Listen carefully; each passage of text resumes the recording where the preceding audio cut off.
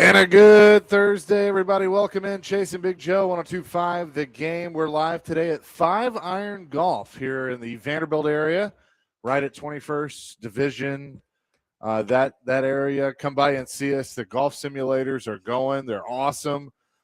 Big Joe hit a hole-in-one earlier today. I did, so on, that was, on a par 5. Yeah, that was awesome. That God, was right? really cool. Woo! I don't know how you did that. Look, here's the deal about this place. You come in here, you don't leave. Right? Yeah. So don't try to come in on your lunch break and think you'll get back in an hour because it's so addictive. It's so much fun. It's very, very cool. So you'll spend half a day here golfing, and we got a nice little crowd here today. It's for like these guys are skipping work here. Their names are, we don't need your name. You go to school? They go to school. So they're going to Vandy. So they're skipping class. So that means they're a lot smarter than we are. And so, yeah, it's very cool to be here today. Yeah. Well, we're excited about it. We'll tell you more about why we're here. It's the Masters, obviously, is going on right now at Augusta National, and it's going to be fun to watch. It is. It's a big day. How did the Dixon County golfer do that went off at 7:14 this morning? I forget his name, but he is. I think he goes to UT, and he went off at 7:14 this morning. I'm not sure. I should probably know his name. Well, as soon as I get internet, I will let you know. Okay. All right. Until then, buddy, hold the horses, pal. Yeah. I got you. I'll send you the Wi-Fi, buddy. Oh, you Chase, have the Wi-Fi? Right? Yeah, man. Oh, cool. I'll send it to you, buddy. Oh, well, please do. Yeah. Thank you so much.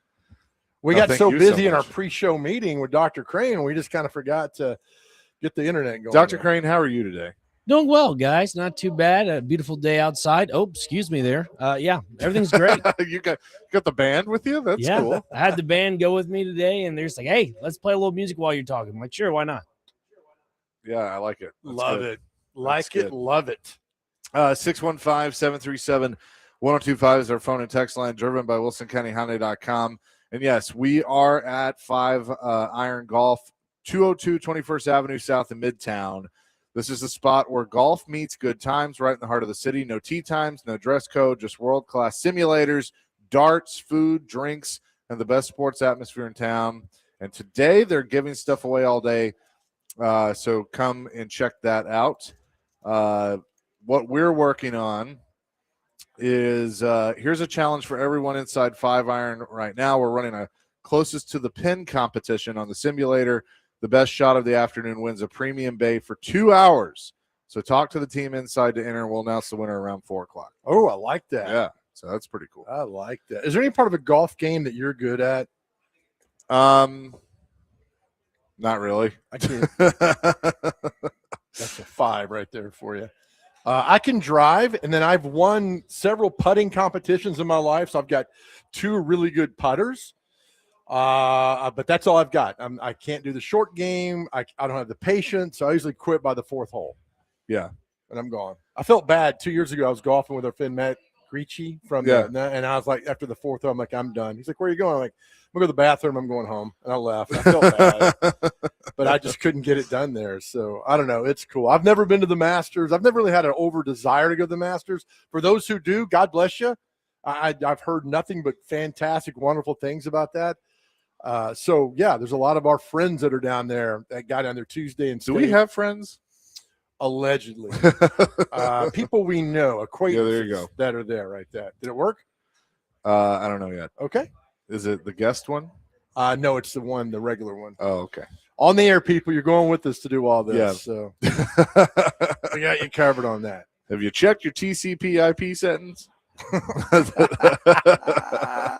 Oh man! Why don't you just give us our question of the day? All right, in honor of the Masters, usually the question would be, hey, if you're playing the Masters, what 3 people you want to play with you? How about this one? If you were caddying one day of golf, who in this world would you like to caddy for? Golf, celebrity, neighbor, politician, it doesn't matter. Who would you spend 18 holes caddying for all day? For me, mine's a very easy answer. Go ahead. No, you first. I would spend all day with Bill Murray on the golf course just because I think he'd be absolutely hilarious. He'd spend more time messing with the crowd than anybody else. So our question of the day, who would you caddy for one day? it doesn't have to be the Master. It can be Two Rivers Golf Course. It doesn't matter. But you caddy 18 holes for them. Who would it be? Mine is Bill Murray, 615-737-1025. All right, go. Right now, mine is extremely easy. Mike Vrabel. Oh, my gosh. But what if he says, don't talk to me? I would have to talk to him. Okay. Because I'd have some questions. By the second shot, he's probably stuffed you in a trash can. Probably. Okay. All right, so we got Bill Murray, Vrabel, Dr. Crane. What about you? My brother. He's just an incredible golfer, and it's fun golfing with him. So I'd go with my brother. You're going with your brother. All right. All right. Is he that good? Yeah, he's like a 2-3 handicap. He's incredible. Oh, man. I can't caddy if somebody's that good. But good for you, though, buddy. No, I like that. That's a good answer. Our question of the day is, of course, as always, brought to you by Aries Tactical. Your safety, your skill, your Aries Tactical. First-time shooter, shoot for free. Just tell them that I, Chase McCabe, sent you, and check them out at ariestactical.com. And, I like that. Who would you caddy for? Yeah, because the question's always been like, have you had 3 people to golf with you? I don't know 3 people I can hang out all day with besides YouTube boneheads. Mike in Lebanon says John Daly. I mean, that is probably the obvious answer. Yeah. Yeah, that's probably retired to the rafters. That's the one that you put that we all would say yes, by far. I mean, he'd be fun. 8388, or I'm sorry, Devin and Dixon says Happy Gilmore. Adam Sandler? Yep, that'd be fun. Ricky says Tommy B. I guess Tom Brady. Yeah, I thought about that one. Yes. Matt says Bargatze, without a doubt. It'd be fun. Yeah, local guy. My number 2 was Sebastian Maniscalco because he just makes me laugh nonstop. But Bargatze's pretty good. Yeah, that could be that. Either one. I mean, look, I don't think there's a wrong answer to this. There's not, but I want to know why. Tiger Woods would be fun as long as I can drive. Oh, Chaser. He can drive it off the tee. I'll drive it off the course. Thank you. Thank you for laughing at that. Yeah, right. I appreciate that. The Vandy guys get it over here, skipping school. Probably in med school. Hey, man, what's your major? Oh, see, law there you school. go. Okay. All right. Let me get you a retainer. We need to talk to y'all later. Let's get you guys a retainer before you become real lawyers. that'd be good. $25 to $50,000. All right, we'll do that. Law school. Good Lord. Let's see. Adam in Clarksville says Shawn Michaels, the wrestler. Would you do that? Oh, You're yeah, a that'd be wrestling fun. guy. He was on. I can't remember. Were you on that interview, or was it just me? It may have just been me. I think it was either right when we were starting the show or right before. Who's the one that came to the Buzz Den? That was Bret Hart. Bret Hart. Okay. Yeah. Who was arch enemies of Shawn Michaels at the time. But no, Shawn did a phoner with me one time, and it was like I literally brought him on. I go, one of the people responsible for getting me in trouble in 6th grade for doing crotch chops, and he just started laughing. He's like, sorry about that, kid. But, no, that's quite okay, Mr. Hart. But it was pretty funny. 2459 says, I've actually met Bill Murray. He always attended Charleston River Dogs games in minor league baseball team. So I agree, Bill Murray. He was hammered when I met him, but he was so funny and relatable. I just think of all the movies he's been in. He loves golf. He loves talking to people. That he's one of my. If you ever saw the movie Meatballs, came out in like 1979 or 80. It is an absolute classic that goes underrated with Bill Murray, but it'd be fun. Spend a whole day out there. I need to be entertained and I need knowledge. That's why I said Tom Brady would be great to pick his brain for 18 holes. But it's a lot of work. Then you got a caddy. Do you think you could caddy for 18? I could probably last 6. I mean, I wouldn't know what I'm doing, but I could pretend. I mean, on a 90-degree day. I think this is probably an impossible question to answer, but I'm going to ask it anyway. Sure. If somebody came to you and said, "Give me Bill Murray's best movie to make me watch," what would the answer be? Oh, that is Stripes. I had a feeling you were going to say Stripes is my number 1 comedy of all time. I can't stop laughing. Caddyshack's pretty good though. He's good, but he's more of he's not the main. There's more in there with him, but Caddyshack would go number 2. Now the golf movie, yeah, Caddyshack is right there. But I got to go Stripes. I'll say Ghostbusters. Can't go wrong. Yeah, I mean, I don't think there's really a wrong. You could not go wrong answer. with that. Groundhog Day is always funny. There's a lot of good ones, but I got to go Stripes in that. Yeah. Well, that's it. Bill Murray's a good answer. 0324, my dad. Yeah, that would be a good one. There for we sure. go. Yeah. My dad and I never played golf together. Did you not? Wow. Why would you? Because, he wasn't really a golfer, and I wasn't really much of a golfer, so it just never happened. We played putt-putt. There you go. I played golf with my dad all the time. He never showed up, but I still played golf with him. I was like, where's all this going? the time. No, my brother and I, we played golf. Used to play a lot, and then he would get so frustrated at me, we stopped hanging out playing golf together. Coming up next, I was listening to the fine folks of Next Man Up with Jake Lyman and Teron Davenport was in today. And TD has, one of his draft primers that he's put out for ESPN. Yes. And talking about, a potential fit at 4. And he gave an interesting answer. And like when I first heard it, I was like, no. And then I heard his explanation and I went, So I want to get your thoughts on it. Coming up next. Okay. We'll do that. We're live today at 5 Iron Golf again down here by Vanderbilt. It's right across from Party Foul in that shopping center. So come by and see us. A lot of people in here. A couple of law students skipping class today, so they're hanging out with us. But come by and see us, Chasing Big Joe, on this Thursday, 102.5 The Game.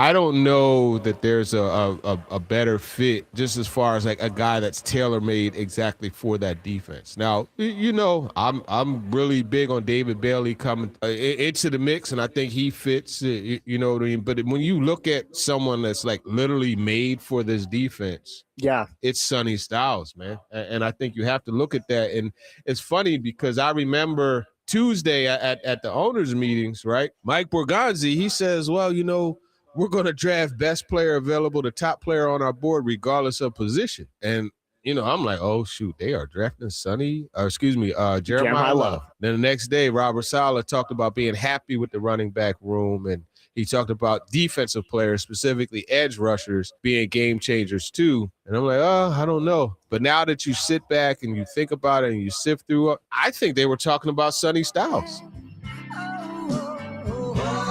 Ron Davenport from Next Man Up just a little bit ago. Chasing Big Joe, 102.5 The Game, live at 5 Iron Golf today down in the Vanderbilt area.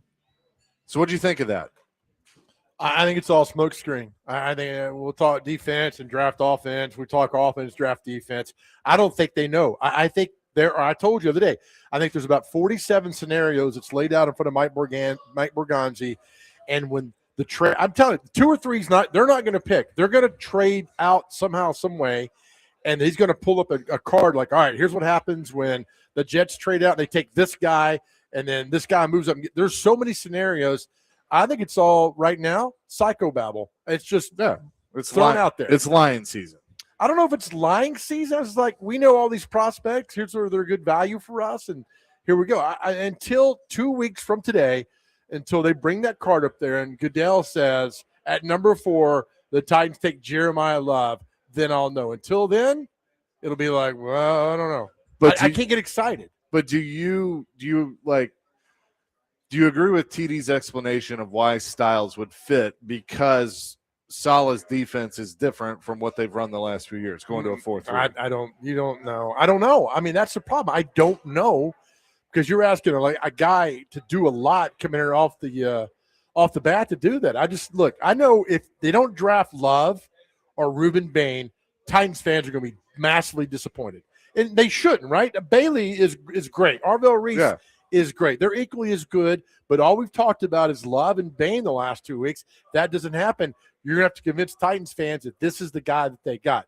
I still believe somehow, some way, they want Jeremiah Love. They see the value of that right now. And we heard Tim Hasselbeck on Tuesday. Look, you draft Jeremiah Love specifically for Cam Ward. And that was a great analysis by Tim Hasselbeck, and you go forward with that. Yeah. I agree. I think if you're going to go on the best player available and Jeremiah Love is sitting there at 4, which, again, we've talked about ad nauseum. He may or may not be, but if he is, he's the best player available.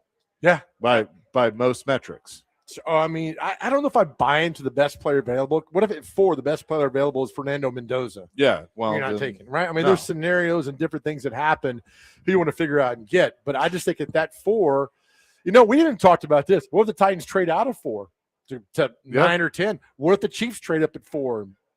If the Chiefs want to do something and move it to 4, I mean, they would take one of the pass rushers. I'm asking for a king's ransom. If I'm the Titans, you come to me.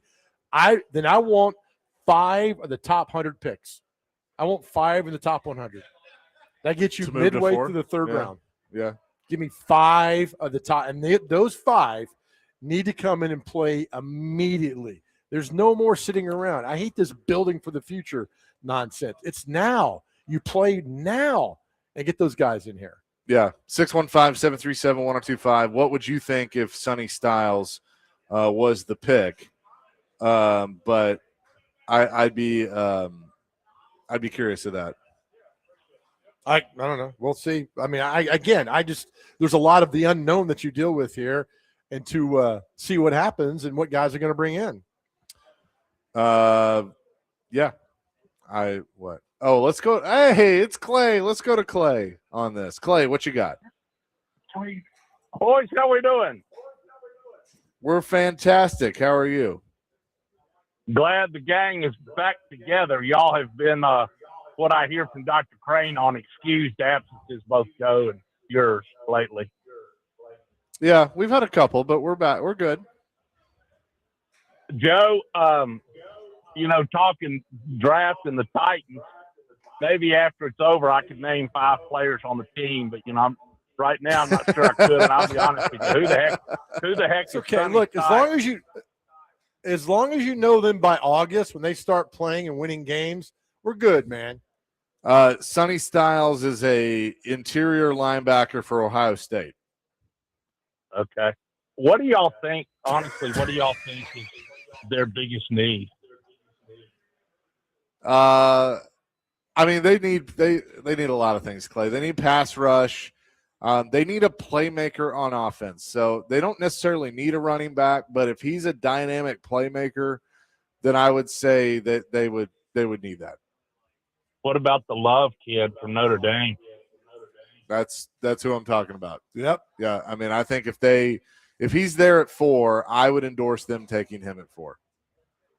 Hey, Joe, 3 weeks from today, 3 weeks from today, I will officially be classified as a geezer, because when you go on Medicare and you turn 65 years old, that means you're a geezer.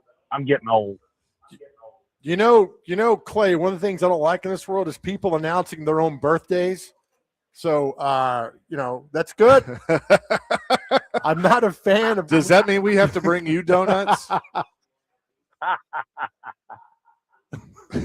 Boys, it's Clay, good why to don't you talk come to on by again. 5 Iron Golf today, man? We're down here by Vanderbilt. We got Vanderbilt law students next to us. Yeah, you're not banned from here, so Come on at least down. not yet. So 5 Iron Golf.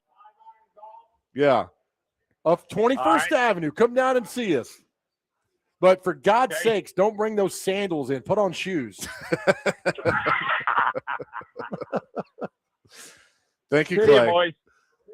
Yeah. I mean, how bored are you Ju- that you call in to say that? I don't know anybody. We love Clay, though. yeah, we do love Clay. We love Clay.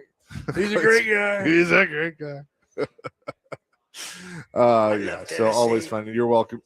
Thank you. 615-737-1025. Well, that's the thing is that, all these, we spend a lot of time on Love and Bain, right? And probably they're not going to be here if you look the pessimistic way about this. Then you look at other guys, Sonny Styles, David Bailey, Arvell Reese. Who knows who moves up there? But whoever they take and wherever they take has to come in and play immediately. You have to come in and play immediately. No sitting out a year trying to figure it out. Who's the second-round guy last year from UCLA, the defensive end? Femi Oladejo. Yeah. All right. What a wasted pick. What a wasted pick. Right now it is. Yeah. That your second rounder's got to come in and play at least 75, 80% of the time. That dude didn't do anything. I can't believe they took a reach on a second round. Stop taking reaches. They don't work out. Get solid players. So, they're complaining about Bain and the short arms, and I argue back, put his game tape on.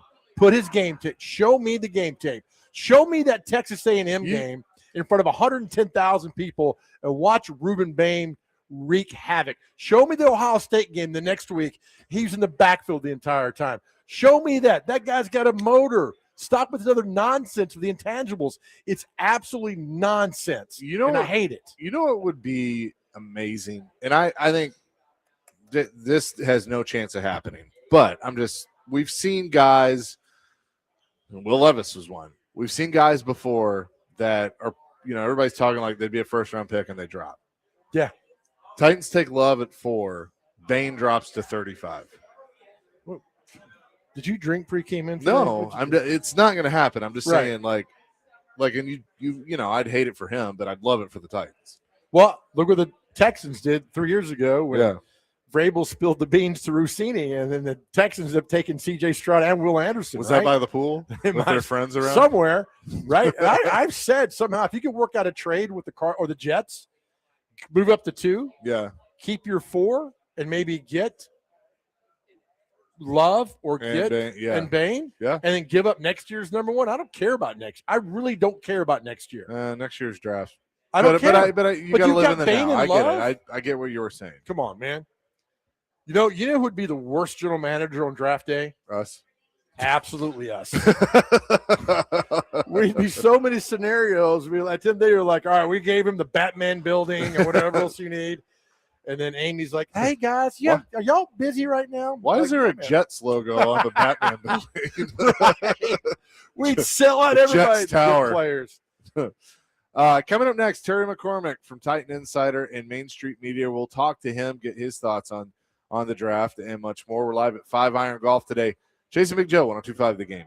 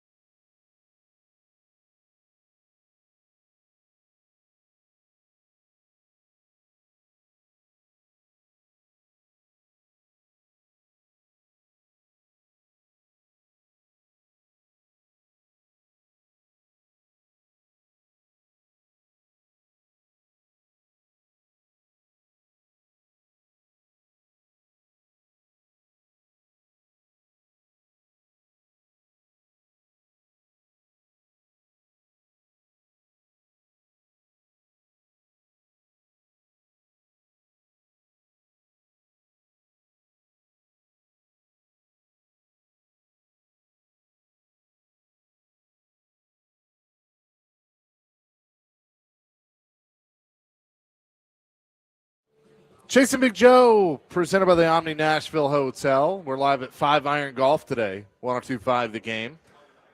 The draft, 2 weeks from tonight? 2 weeks from tonight, buddy. 2 weeks from tonight. The Titans will pick at 4. That's where things sit right now. Let's bring in Terry McCormick from Main Street Media, TitanInsider.com. That's where you can find his work. Terry, how you doing? I'm good. Before we get started, I need to confirm something for the record here publicly. Okay. I want people to know that even though I had a working relationship with Mike Vrabel while he was here as the head coach, he and I have never held hands, okay? Terry, that might be the funniest thing I have ever heard you say. Oh, my God. That was well done. And that we will move on from that, but that was that is something for sure. Looking at 4, I mean, we have analyzed this, frontwards, backwards, sideways, and I think a lot of people continue to come back to Jeremiah Love. You listen to the comments of Mike Borgonzi, but I thought Teron Davenport made an interesting point when talking about Sonny Styles and how he might fit what Robert Saleh is going to do with this defense. This defense has been, basically the last 10 years, a 3-4 kind of hybrid type, and now it's going to transition back to a 4-3 like it was when Jeff Fisher was here. When you watch Styles, do you feel like if they did go that direction at 4 to kind of help transition that defense, that might be the right pick? Well, I mean, I think it would be a good option for them because I think, you're looking. Saleh's probably looking for somebody to play that Fred Warner type role in that defense, and I don't know that he has that guy right now. And a guy like Sonny Styles might be capable of filling that bill because he's certainly one of the most talented football players in this draft. So it's like Joe said earlier, they have a number of ways they can go at number 4, and some of it will depend on what happens in those first 3 spots as far as who goes off the board. I think, the Jets are probably going to go defense after the Raiders pick Mendoza. The wild card is, what are the Cardinals going to do? Are they going offensive tackle? Are they taking Jeremiah Love? Are they going one of the defensive pass rushers? So it's going to be an interesting dynamic once the Titans get on the clock at number 4, and a guy like Styles, especially if the edge rushers are gone, and they're, if there are 1 or 2 that they have rated above the others, and they're gone, Styles might be an option for them. I will say this. I just have a feeling that the Jets or Cardinals will trade out of one of those picks. I wouldn't rule that out. The Jets are already stockpiling picks. They've got 2 in the first round. I think they've got like 5 over the next 2 years or something in first-round picks and second-round picks, something like that. What they unloaded at the trade deadline when they basically offed about half of their defense, fetched them a lot of picks in return as they try to rebuild things. I'll tell you this, Terry, the team that scares me the most, if you're on the Jeremiah Love to the Titans train, would be the Dallas Cowboys moving up. And that's just a Jerry-type player and a Jerry-type move. It is. It absolutely is. And Jeremiah Love is a guy that could supercharge an offense that's already really good with Dak Prescott and George Pickens and CeeDee Lamb. You add a back like that, and that offense, provided the offensive line stays intact and is okay to protect Dak and open up running holes, that offense, which was already really good, could be really sensational. Talking to Terry McCormick from Main Street Media and Titan Insider. Terry, I don't know if you remember this. Remember 2010, you and I were sitting next to each other over at then Baptist Sports Park when the Giants came at 15, the Titans at 16, and the Titans were like, we want Jason Pierre-Paul. And remember, the Giants took Jason Pierre-Paul, and I think the Titans got scared and took Derek Morgan next. I feel like remember we were like, oh my gosh, you could tell. I could back then, like, they didn't want Derek Morgan. And I don't think they were prepared. I mean, you've been all these drafts here. You know that on Borgonzi's table at 4, there's all these different scenarios. He's got this card in front of him when something happens. So when something happens at 3, the Cardinals trade out.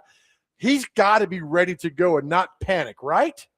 Yeah, absolutely. It probably looks like a flow chart. You know how it says, if the answer here is yes, you do this. If the answer is no, you do that. It probably looks something like that, I would guess.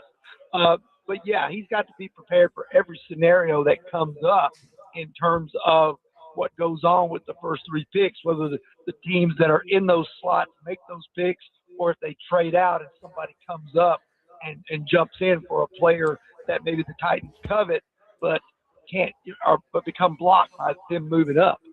And it's one of those things too, Joe. We saw this a couple of years ago. I think they sold us that they really, really were that J.C. Latham was the guy they wanted all along. But let's be honest, they had to have their eye on Joe Alden when he went to the Chargers at number 5, and they pivoted back to J.C. Latham. They were doing that because they knew the offensive line was in shambles, and they were trying to get a left tackle to protect a young quarterback at the time in Will Levis.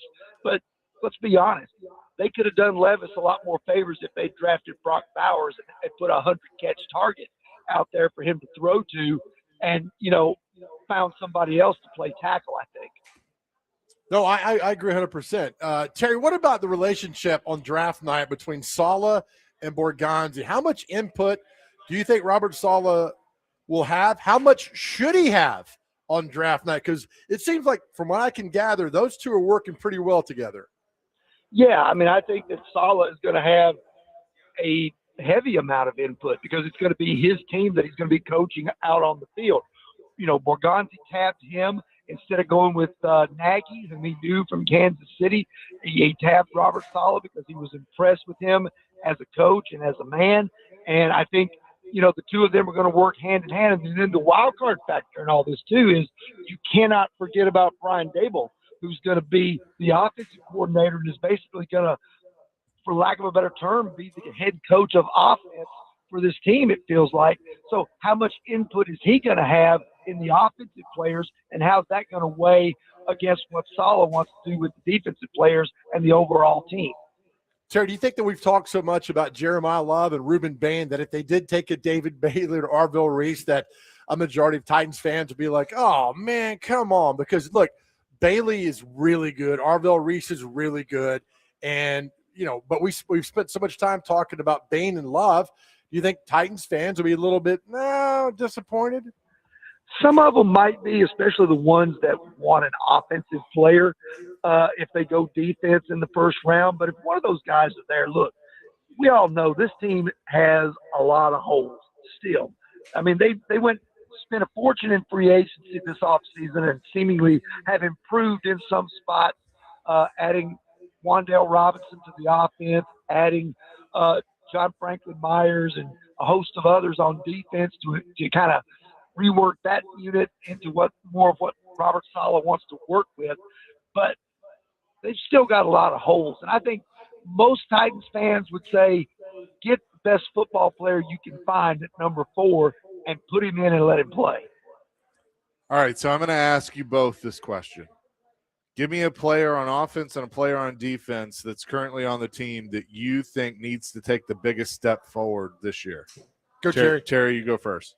Well, the obvious one is Cam Ward, but I think, are we excluding Cam? Yeah, I would say Cam's an obvious. Yeah, exclude him. Okay, all right.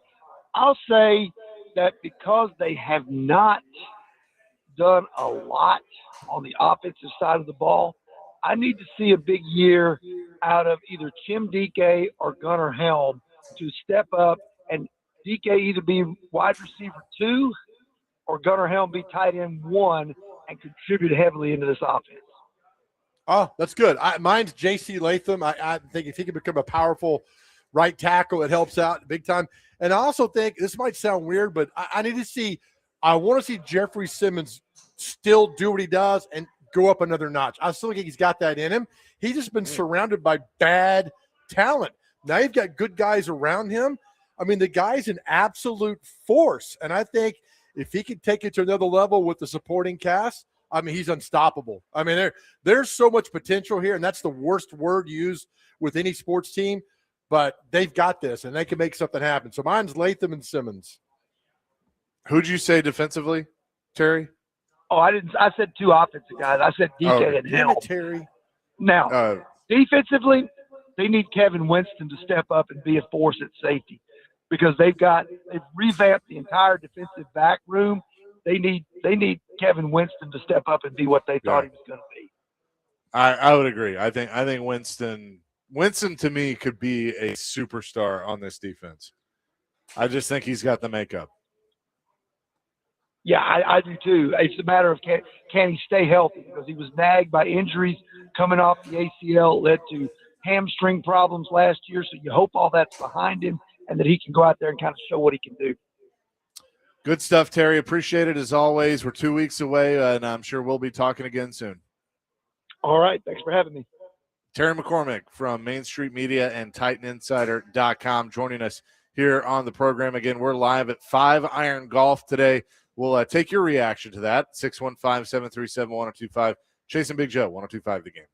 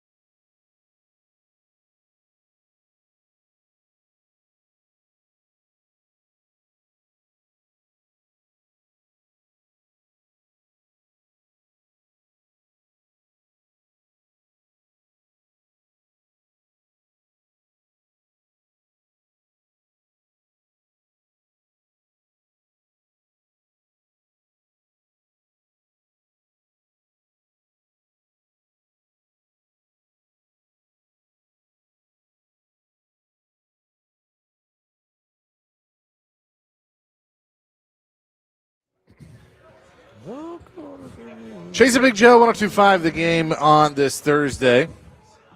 We are at 5 Iron Golf, your Masters headquarters. Do you have a leaderboard over there, by the way? Me? Yeah. What are you asking me for? I don't know. You were looking at it earlier. Well, I was looking at the young man from Dixon that played with Jackson Harrington that teed off. He's +4 after today. He teed off at 7:14. I guess that's Eastern time. Yeah. No, pass. Sam Burns leads it at 5 under. Patrick Reed is second at 4 under. And you got a gaggle of guys, including Shane Lowry at 3 under. Jason Day, Tommy Fleetwood are 2 under. Xander Schauffele, Rory McIlroy, and Fred Couples are all 2 under. As they're Fred Couples at 2 under? That's awesome. Yeah, he's through 5, so he's just getting started. That's Sergio is 1 under through 4. DJ is even par through 14. Who's that? Dustin Johnson. Okay, I'm not down with your nicknames. Dustin Johnson. Okay, sorry about that. That's all right, buddy. We're learning. Wow, they got an amateur that's at even par through 6. That's pretty cool. Ethan Fang, who's an amateur. Brooks Koepka is even through 2. Spieth just went through 1. He's even. Justin Thomas is even. So still some guys that are yet to tee off or just teeing off. So. Now, let me ask you, Dr. Green, you might know this. If you're an amateur and you say you win this, if you take the money, you're no longer an amateur, right? Correct. Okay. Yep.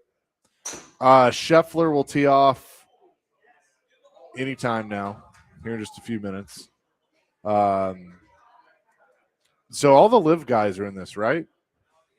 Yes, the ones that qualified, yes. Who didn't qualify? I mean, there's a handful Mickelson of didn't them. qualify. Yeah, there's a handful of them. But guys like Patrick Reed who have won the Masters before. Is Bryson in it? Yes, he just triple bogeyed not too long ago, so he's not having the hottest of starts. Yeah, I don't even see him. Oh, there he is. He's 3 over through 12. Ooh. Tied for 62 with Cantlay. So, will you watch any of this? 0. Yeah, that's what I figured.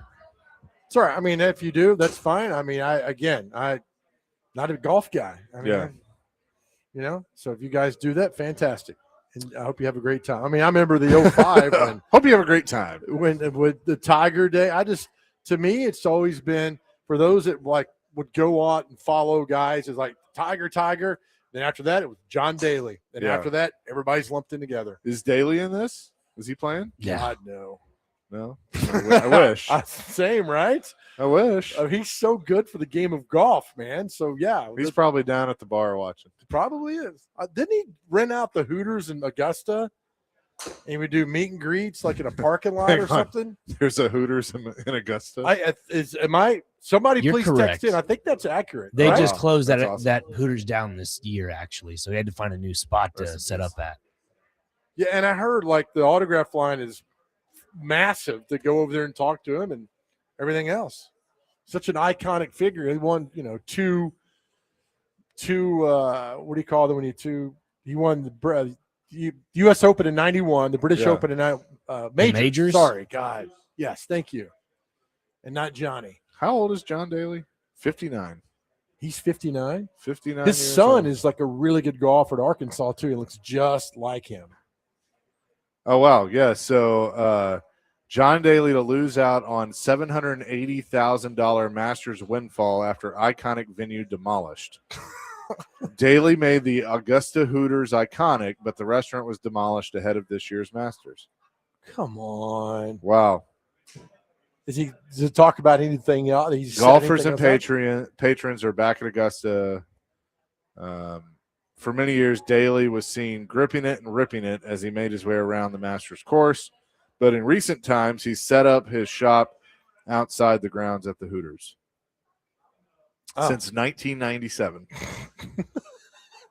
It's just the best. Now, do you think he's more well-known now for a whole new generation because he's happy to go more too? Probably. And just known as, I would say probably. I mean, people forget how good he actually was. Oh, So I mean, the story about him winning in Indianapolis against Broken Stick is the golf course in '91. He qualified at the last second, drove all night, slept in his car, and then won the tournament. I mean, it's just an amazing story he's part of. that's pretty awesome, right? when you think about it. Yeah, and then wins the whole thing, and then your life changed forever. Then you go and win the British Open in '95, and then you even better for the allure of who you are. I think it's just great.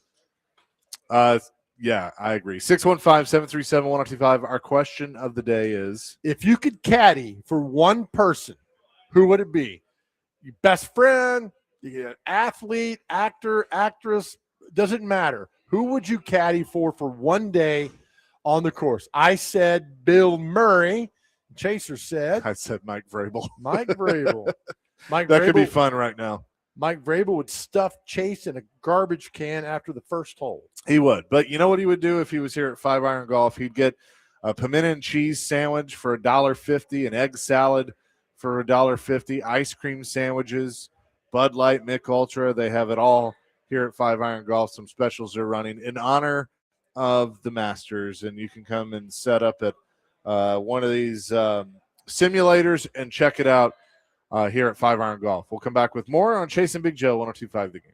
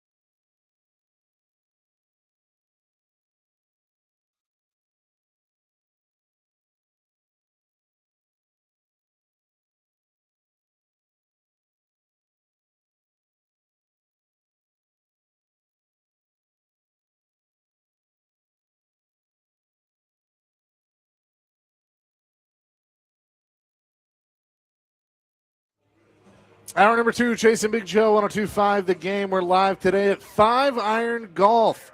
Come by and say hello. They got some cool things going on. 202 21st Avenue South here in Midtown, the spot where golf meets good times right in the heart of the city. No tee times, no dress code, just world-class simulators, darts, food, drinks, and the best sports atmosphere in town. They're giving stuff away. We're about to start the closest to the pin contest. So if you come in here, you can go and try this closest to the pin. The best shot of the afternoon will win a premium bay for 2 hours. Just need to talk to the team inside here. They win a putter. Okay, I'm just reading the liner. So they win a putter, and we'll announce the winner live at 4 o'clock. Anyway, so come by and do that. You have done some research here on. Well, here's the number 4 pick in the draft. You got to contribute immediately, right? And that's the point of this. We all know that. I'm not speaking in. Nobody doesn't know. Let's go back to last year. Will Campbell was the 4th pick in the draft for the Patriots. Down the stretch, pretty bad Super Bowl, but Vrabel and them are like, hey, we believe in you. We're strong. You played well. So that's the guy that started. 2024, the 4th pick in the draft, Marvin Harrison Jr. Okay. He's Not okay. bad. I mean, I don't think he hasn't been what everybody thought he'd be, but you're right. It's a terrible team. Yeah, all right. 23, the 4th pick in the draft, awful. Anthony Richardson. The Colts took him, terrible pick. So you got Campbell, Harrison Jr., and then Richardson like, bleh. At the 4th pick in the 2022 draft, Sauce Gardner. Pretty good. Now he's in the division, and thanks a lot, Jets, for trading him out. So there he is. 2021, 4th pick in the draft, Kyle Pitts from the Falcons. Impact player. He's good. He signed a deal. He's doing good there. So well done. 2000, Andrew, and I've misspelled his name. Andrew Thomas, lineman for the Giants out of Georgia. He's what we hoped Isaiah Wilson would be, still playing at a high level, doing quite well. Impact player. 2 more, Clelin Ferrell in 2019. Clelin Ferrell, that was a bad pick. Terrible. That was John Gruden. Terrible. That Clelin Ferrell, I'll tell you. Terrible. And then 2018, great pick, Denzel Ward for the Browns. Still playing at a high level, getting it done. So you see, it's not an automatic these guys go in the Hall of Fame. Not an automatic they'll make all-pro. It's trending on the side of being a little bit, all right, disappointing tad bit. There's jury's still out on guys. So at the 4, so don't expect, if you get a guy come in and can play immediately, that's fantastic. Yeah. So let's see what happens. You know what's really telling when you were reading those and go still in the league and like you go back to 2018, the NFL truly does stand for not for long. It does. Right. Like the average, I mean, isn't it like 4 years is the average I don't think career? it's even that. Who did the Titans take in 2018? That's a great question. Don't look. I don't remember. Rashaan Evans. Yeah, so he's gone. He's out of the league. Yeah. That was the year they took Landry. 4 players. They took Landry. Landry's with the Patriots. I think he's the only one left. Hooker. Hooker was 19. Yeah. It was Luke Falk. Oh, God. Yeah. Rashaan Evans. Crookshank. Yeah. Yeah, I think. And then Harold Landry. They Yeah. had 4 picks that year. Jeez. So, Rashaan Evans, what a terrible, terrible pick. But Landry again, you was don't the only know, good pick in that right? draft. So you're thinking Rashaan Evans, middle linebacker, Alabama, played really well, gets here. I mean, he couldn't tackle to save his life, and that happened. So I don't know. There's something about Love. He's got that je ne sais quoi, right? A little something right there. Yeah. That I'm going to be disappointed if he's not there draft night, and I'm going to be so mad when Jerry Jones trades up to 2 to take Jeremiah Love in the draft. But I think, I mean, again, and you brought it up with Terry, Love or Bain, you and I are going to be like, all right, we're feeling good. Yeah. Like either one. Reese or Bailey, I don't hate it. I'd be okay with it if Bain or Love were off the board. Yes. If they're still on the board and they take Reese or Bailey, I'm going to be a little disappointed. I agree. That's kind of how I would feel about it. 615-737-1025 is your phone and text line, driven by WilsonCountyHyundai.com. Our question of the day is, who would you want to caddy for? Jack wants to answer this question. Jack, what you got? Chase, before I answer, can I ask you something? Are you still much involved in motorsports? Yeah, a little bit. Have you ever been to the Barber track outside Birmingham?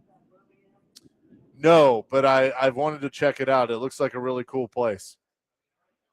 It's really the Augusta National Racetrack, and it's located next to the greatest motorcycle museum in the world. If you get a whiff of a chance to go to the IndyCar race there next year, go. Okay, cool. I'll keep that in mind. Yeah, and I know Joseph Newgarden's won there, I think, a couple times, so that'd be cool. As far as answering the question, I'm going to go back a ways. President Eisenhower and Arnold Palmer were big-time friends, and, of course, and I would have loved to caddy for either one and been a fly on the wall to hear what they talked about.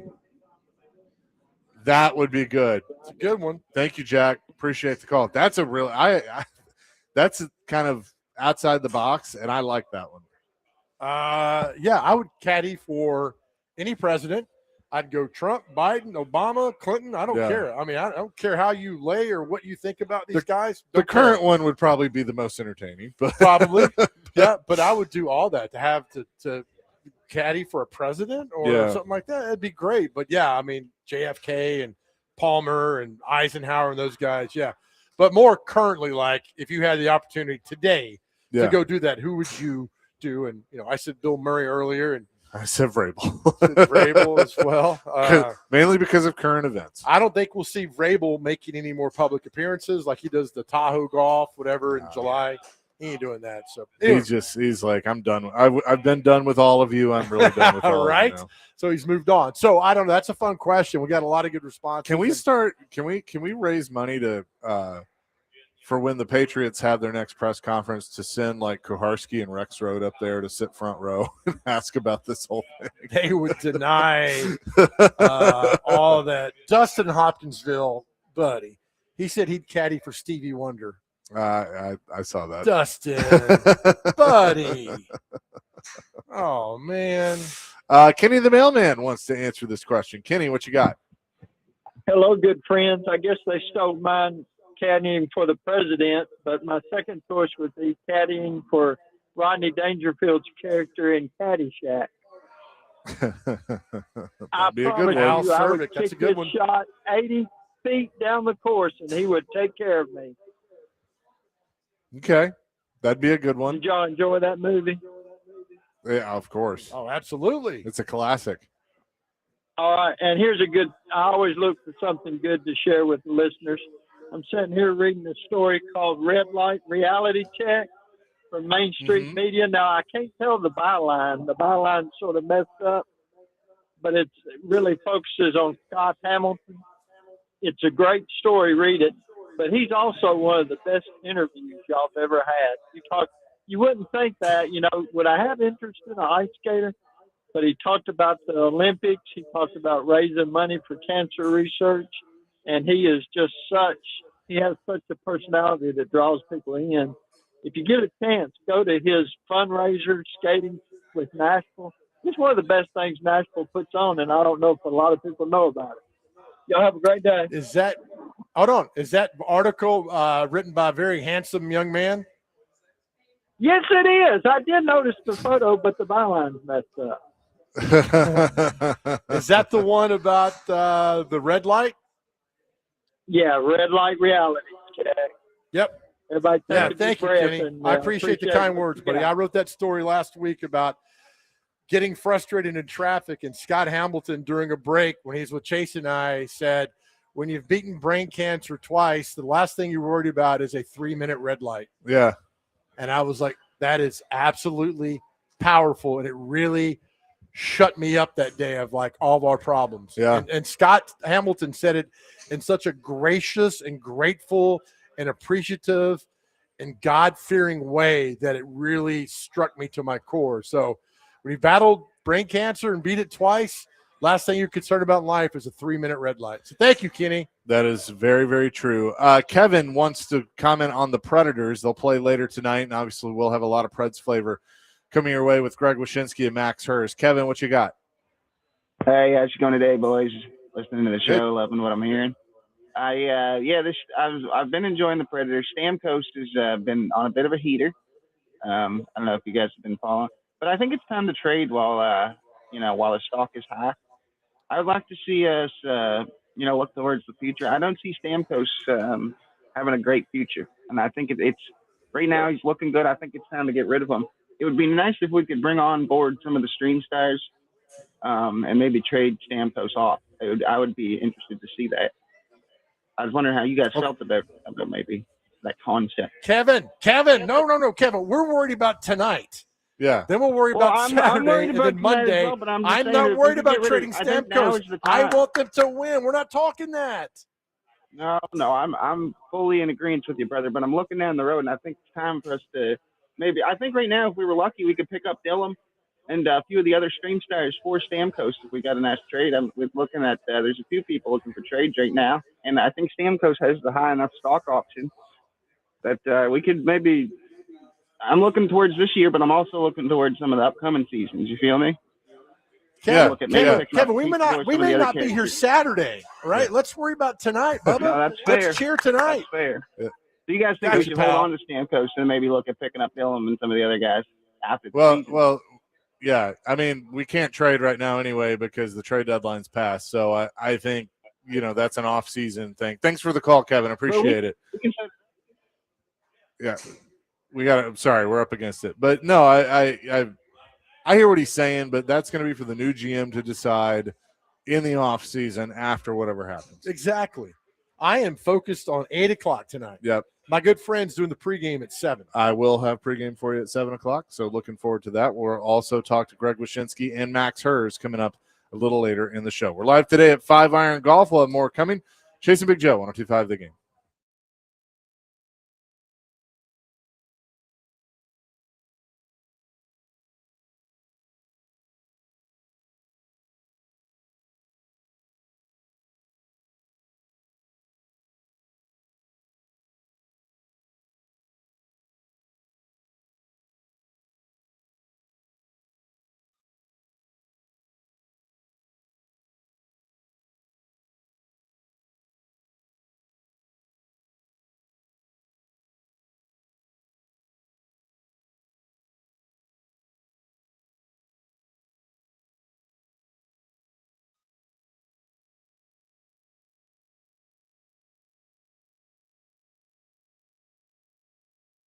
Hey, guys, if you looked outside today, it's an absolutely beautiful day. Sun is shining. It's feeling good out there. It's also a good day because you know what? You are still here with me. You're still here.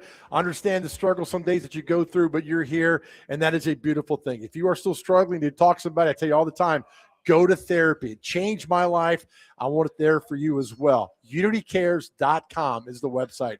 UnityCares.com. If you're unsure about therapy, how it works, go to that website. Everything you need to know is right there for you. Everything is right there. Listen, you don't have to figure this out alone, right? They're going to help you every step of the way. UnityCares.com. It's private, it's secure, it's confidential, and they offer telehealth. UnityCares.com is your source to go to, giving you and leading the life that you deserve to live. They cover a lot of things. Depression. I had a lot of anxiety. They helped me with all that. Depression, anxiety, everything goes with feeling down, feeling blue. They got you covered. And here's the best thing. Once you start talking, all that comes out and you'll feel like a brand new person. I need you to go. We tell you all the time how much we love you. And that's the same with UnityCares.com. Just go there, check the website out. Just check it around, surf around for a little bit and see all they offer, and then click and then start your journey right there. They're here. They're based locally in Middle Tennessee. Their whole goal is to get you back living the life you absolutely deserve, and we need you here. You're wonderful. You're powerful. Man, it's a better world because you are here. Go to the website, UnityCares.com. It's UnityCares.com.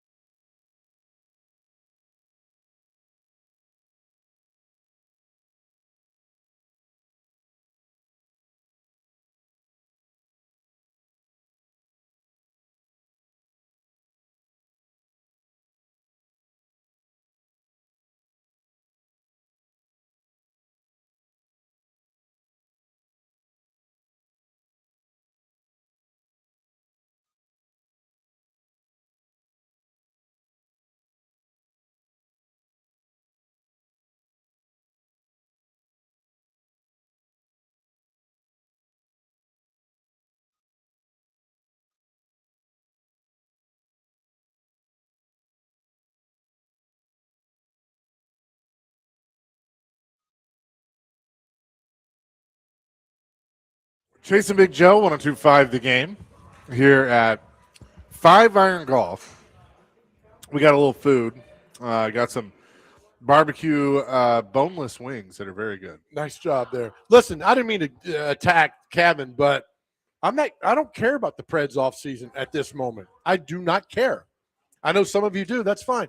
I'm worried about them getting the job done tonight versus Utah, coming home, finish the season strong with 3 wins, getting the playoffs. That's my concern. I might not be here a week from now, so worry about that's going on. But I am here today, and then so then the game night versus Utah. I heard Robbie Stanley saying today if the Preds lose this, they do not get the first wild card spot. They're mathematically eliminated from that.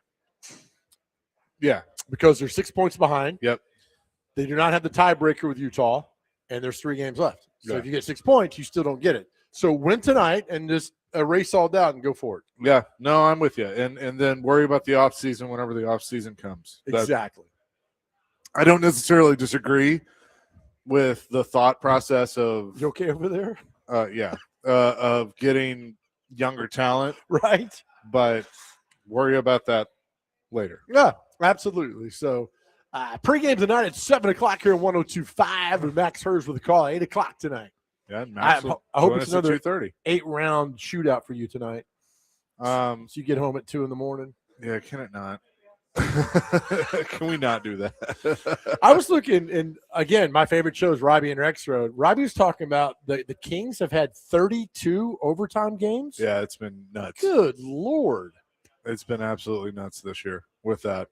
But, yeah, I mean, it's the other thing, too, is, you got to take care of your own business, obviously, but I Right. sit there and I kind of watch the scoreboard of, like, okay, what could affect the Predators? Jets and Blues play, which the Jets are hanging on by a thread. The Blues are pretty much out of it. The Sharks play the Ducks, so go Ducks. And then the Kings host the Canucks. The Canucks are terrible, but go Canucks. Yeah, exactly. But look, take care of your business tonight, man, and figure it out and knock off Utah. Look, Preds fans, if they win tonight, Saturdays, what are everybody looking at me for? Oh, God. Now I get all nervous. Good Lord. He doesn't perform well under pressure. Right. That's why I've been divorced 4 times. Hello. Look, if they win tonight, the game at 4 o'clock on Saturday at Bridgestone, absolutely lose your mind on Saturday. Afternoon games at Bridgestone with the National Predators are one of the best things in the world. Yep. Go Saturday afternoon, sell that place out, and lose your mind. I can't wait for Saturday. I agree. And got the Wine Fest tonight that you can go to and watch it. They'll have it on the big. Can't wait. I the look big forward to that Tron tonight. Fang Vision. I love my wine. Recently I had a 1887 Jean Charlot Cabernet. Was really good. It's a little dry, oak flavored, not bad. Nice. Yep. And I totally made that up. Yeah, I figured. Yep. Considering you called me a Somalian instead of a sommelier. Oh, man. My bad, man. My bad. That is a classic. Will forever be a classic, but I appreciate that. You're welcome, pal. Joe, what kind of wine are you drinking? Is it through the dirt? Excuse me, buddy? I'm just saying you're describing it as like through an oaky flavor. What are you getting through the weeds of You an never oak had tree? oak flavor like they all when they sniff, it's like it's got a great oak smell to it, or You sound like you're describing a cigar, not wine. what? Don't they store wine in like oak barrels? Some? Yeah, some. I don't know. Why are you putting me on this? I have no idea. Right? I know whiskey's in oak barrels, but don't they where they store wine in? I'm concerned for your health. I don't want you drinking something that's toxic to your body that might cause you to go into some sort of anaphylactic I shock. think we should actually get a sommelier to call in. That would be kind of fun. Look, Dr. Crane, if I'm not dead yet with the stuff I put in my body, the good Lord's like, all right, you're going to ride this out for a while. So we're good. I should have probably Daytona Beach 1988 should have been the end of me, but for some reason, the good Lord let me stay after that. So What happened then? I had Bacardi 151 for the first time in my life. Oh, Lord. Because I thought it was cool. This really cute bartender was lighting it on fire. Yeah. She's like, here you go. I'm like, no big deal. Which was lighting you on fire. And then there's a picture. I'll show you a picture. I am passed out on Daytona Beach. They drove me through a car wash twice in the back of a truck to wake me up, and I didn't wake up. Was the coach on that trip? The coach was not. Okay. This was a bunch of Sanford football players in 1988, and was Jimbo? Jimbo was not. Oh, dang. If my son did that today, I would not let him leave the house for 10 years. I mean, it was just spring break, right? I went on 9 of them. So, have your son or daughter done something that you also did in which you said, "Do as I say, not as I do"? No, they are so much better than me. They have not. I mean, there were nights where it's just, as I told you, Sanford University has mentioned that I would never tell people I went to school there. Yeah. But I had a damn good time. It was a nice time back in the day. But no, I mean, wine, yeah, probably need to drink more wine. Dr. Crane, you're a red wine guy, right? Yeah, red wine. You can also dip your bread in it. It's pretty good. Okay. Also, what's a good pizza, red wine? Pizza infused red wine's pretty good. Pass. Are you kidding me? It's fantastic. Drop a little red wine in Pizza red wine? Yes. It's something that I'm about to try to trademark. So we'll be on tabs for that. But no, a good red wine, Montepulciano. I think that's a really good one. It's from the Abruzzo region of Italy. I've had that a lot as a kid and also just up to today's age. Wait, you had wine as a kid? Yeah. I need to be in your family. Yeah. Look, the rule was if you want to drink, you drink under the roof, not outside the house.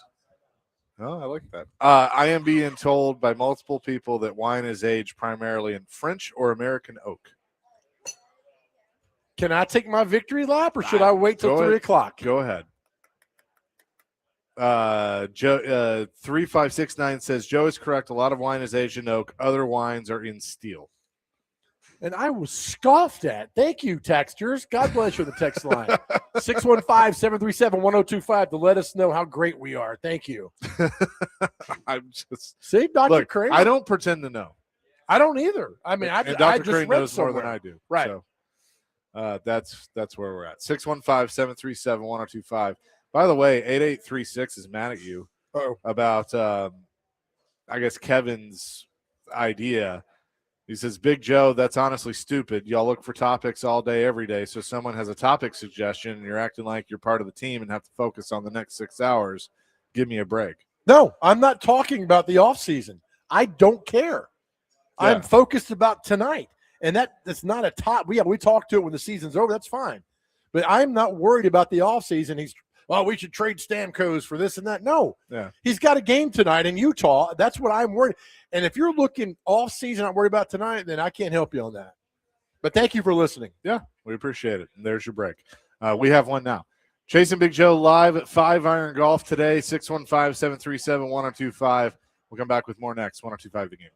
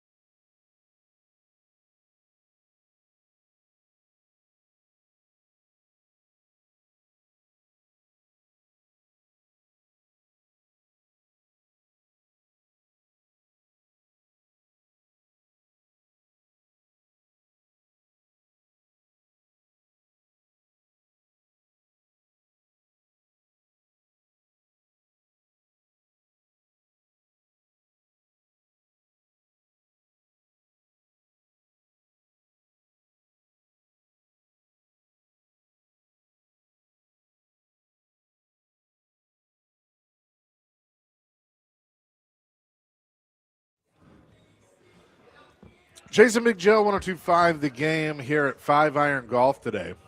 The closest to the pin contest is going on right now. You can win a putter. Joe and I do not have to worry about that. Not at all. I think you're 32 feet from it, and I'm 280. So I think we're even farther back than when we started. I hit my shot into West End, so I don't. Yes, you did. It's a pretty accurate simulator. Oh my gosh, it's so good, man. Yeah, so that's where we're at right now. But come by and see us here on right by Party Foul, the Vanderbilt area. It's been a lot of fun, and definitely want you to come by and hang out with us.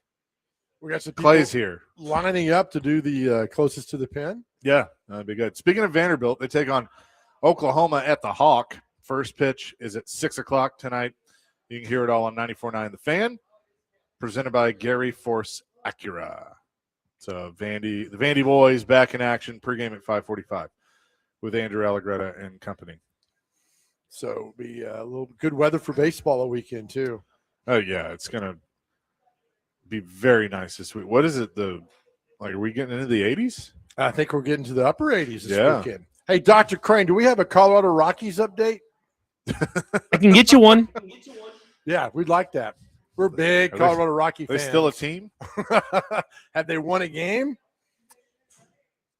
I'm curious to see where they are. You won't believe this, Joseph. They're 500 on the season, 6-6, 2-4 wow. away. They take on the San Diego Padres this evening at 8:40. So we'll see what happens at Petco Park. Very nice. Tomorrow is going to be a high of 83, Saturday 85, Sunday 88. So it will be a nice weekend. Chad got, how close are you? 3 feet 7 inches. Chad, closest to the pin. Nice job, buddy. Every inch counts, my man. It does. It's like 37 Clay? from there. Clay, you need to go do it. Watch Clay win. Clay, go hit Watch the Clay golf hit a ball. hole in one. This place is fantastic. 5 Iron Golf here on 21st Avenue. Go The do it. simulators are awesome. Go do it. These are really cool. Could you imagine having one of these in your house? No. You know what? I'd love to. I'd never leave. I would know. Yeah, That'd be the best part. Chaser, your Braves are in first place right now. sure are. After that, did you see that brawl the other night? That's all they do is fight. Yeah, I dig that. you don't mess with the Braves. You get me back watching baseball if you fought every time. Vitello 5-8. They're 4.5 games out. Do you like the new City Connect jerseys? Did I show you these? They kind of have the 80s. Yeah. Like, Oh yeah. 80s Those are look. nice. I love it when the Cubs lose. They're 6-6. They're Yeah. 2 games back out. I just like looking early on, like who's like done already for this year. The poor White Sox. God, the Red Sox are terrible too. They're 4-8. As long as our man Sonny Gray keeps winning, that's all we care about. Yeah. Oh, look, the Yankees are up there, and then of course the Dodgers. 3 games already ahead in the NL West Yeah. Well, I'll take a half game lead in the division right now. in April. That'll work. Talk to me in August, but I'll take it right now. Isn't it crazy that the Miami Marlins have A team? that, but they won 2 World Series. I know the team was bought, but Yeah. 97 and 03. But my goodness, That is. in Tampa Bay. Yeah, all right. They're only 10 games in. Oh, by the way, did you see this? What Dr. Crane just sent us? The man that was Yes. kind of looked like Clay chasing the the foul ball, And then his pants fell off. His pants fell off. Yeah, that was something else. Yeah, that was good. Our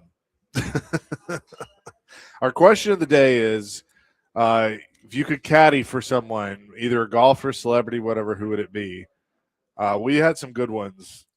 A lot of people saying Happy Gilmore, Adam Sandler.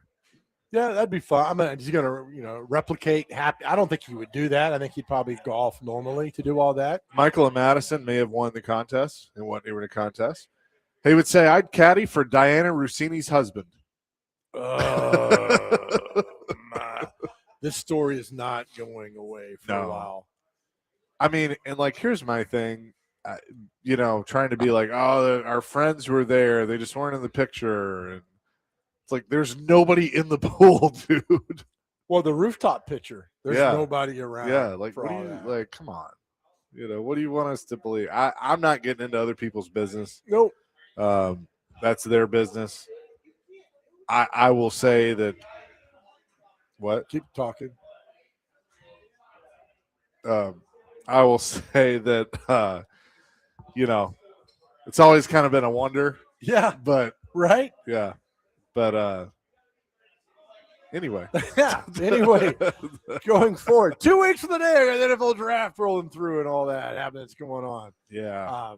No, it'll be fun. The draft, the anticipation that you get with all that, in 23 with, Will Levis is up there, and then, that takes Skoronski at 11, and then 24 Latham. But Terry McCormick had a good point, 2 years ago. It was like, all right, Joe Alt, which harkens back to 2010 when the Titans went at 16, and at 15, they wanted Jason Pierre-Paul so bad. And then the Giants took him at 15, and they were like, oh, we'll take Derek Morgan. He's just as good. I was like, oh, we ain't falling for this nonsense. And then that's what they did. So the anticipation's always fun. This year's great because new regime. They got a GM, knows what he's doing. Got a head coach. They're working a great tandem together. So you wonder what's going to happen. So, again, take Jeremiah Love. Go for it. That would answer so many great things and questions. Just answer Jeremiah Love and move forward, man. 2076 say the Rockies have won 4 in a row. The great Dale Murphy finished his career in Colorado. He did. We don't talk about that. We don't talk about him getting traded to the Phillies in 90. But listen, I get it. David Justice does not get the opportunity like the Nashville Predators young guys. Yep. If Murphy does not get traded out. So it broke my heart when Murphy was traded in 1990 to the Phillies. And, of course, he finished out. I think on that Rockies team in 93, like Don Baylor was on that team. Was he part of the expansion draft? I don't know if maybe they signed him afterwards, but he was on that 93 team. Well, hang on, I can tell you. The Braves traded Murphy. He was released by the Phillies at the end of spring training in 93 and signed a minor league contract with the Rockies for their inaugural season. He was mostly used as a pinch hitter and had an RBI single in the first win in Rockies history, 11-4 over the Expos on April 9th, which is today's April 9th. Oh, it is. Oh, nice. Yeah. That Rockies team in 2000, they had Jay Owens. He's a former MTSU catcher. Joe Girardi's on that team. Wow, listen to this. He finished with 398 career homers, failing to homer for the Rockies in 49 plate appearances to reach the 400 homer milestone. That's crazy. Yeah, it is. And still, I don't want to get started today on this because I spent another 2 hours talking about that and what he could do and what he should have been done. We all know he should have been in the Hall of Fame a long time ago. And if you want to argue that point, please call in. And he's 6th all time in home runs. And he's not in the Hall of Fame. Is he? Yeah. No, he can't be 6. Well, okay, maybe at the time when he retired. Okay. He's the only back-to-back MVP in baseball that did not make the Hall of Fame. Yeah. So he was 82 and 83, he was the MVP and did not make the Hall of Fame. I don't get it. I don't like baseball sports writers. I don't. I've never have because the whole Murphy thing. And that's it. Let me ask you a question. Are we running out of Hall of Famers in sports? Yeah, I think so. We are, absolutely are. I think you're seeing Hall of Very Good guys getting in. Yeah, because they're just. At some point, you reach a level you can't surpass, right? Right. Of greatness. Aaron Judge is going to be a Hall of Famer. There are obviously others that are playing right now in baseball that would be Hall of Famers. But I think in all sports, yeah, I would agree with you. Yeah, I put future eligibles for the Hall of Fame. Jay Bruce, is he a Hall of Famer? I don't think so. Dexter Fowler? No, probably not. Buster Posey is. Yep. Mitch Moreland? No. Ryan Zimmerman, Jordan Zimmerman. These are the ones in 27 for baseball. One of the Zimmermans. I think Ryan Zimmerman. I'd say yeah, probably. Okay. He played 16 seasons. All right. I'll give you that one. Seager, probably not. Irvin Santana. But Ryan Zimmerman totaled 280 home runs, 1,000 RBIs, 2-time Silver Slugger Award. I mean, he's no better than Dale Murphy. No. I just think especially football, you're running out of guys to get in the Hall of Fame. I mean, you are. There's just not a lot. They take 5 or 6 each year. Why some of the veterans don't get in. I mean, again, the fact that Too Tall Jones is not in the Hall of Fame. And, we've been on that diatribe here on the show for hours about how Too Tall Jones is so deserving of the Hall of Fame. And when McLean's like, "Oh, he didn't really deserve," I'm like, "Oh." I think when you look at the veterans like that, it's more of their impact on the game instead of stat-wise. And Too Tall Jones not being in the Hall of Fame is absolute insanity. Yeah. I'm with you. 615-737-1025. We'll have more coming from 5 Iron Golf here on 1025 The Game.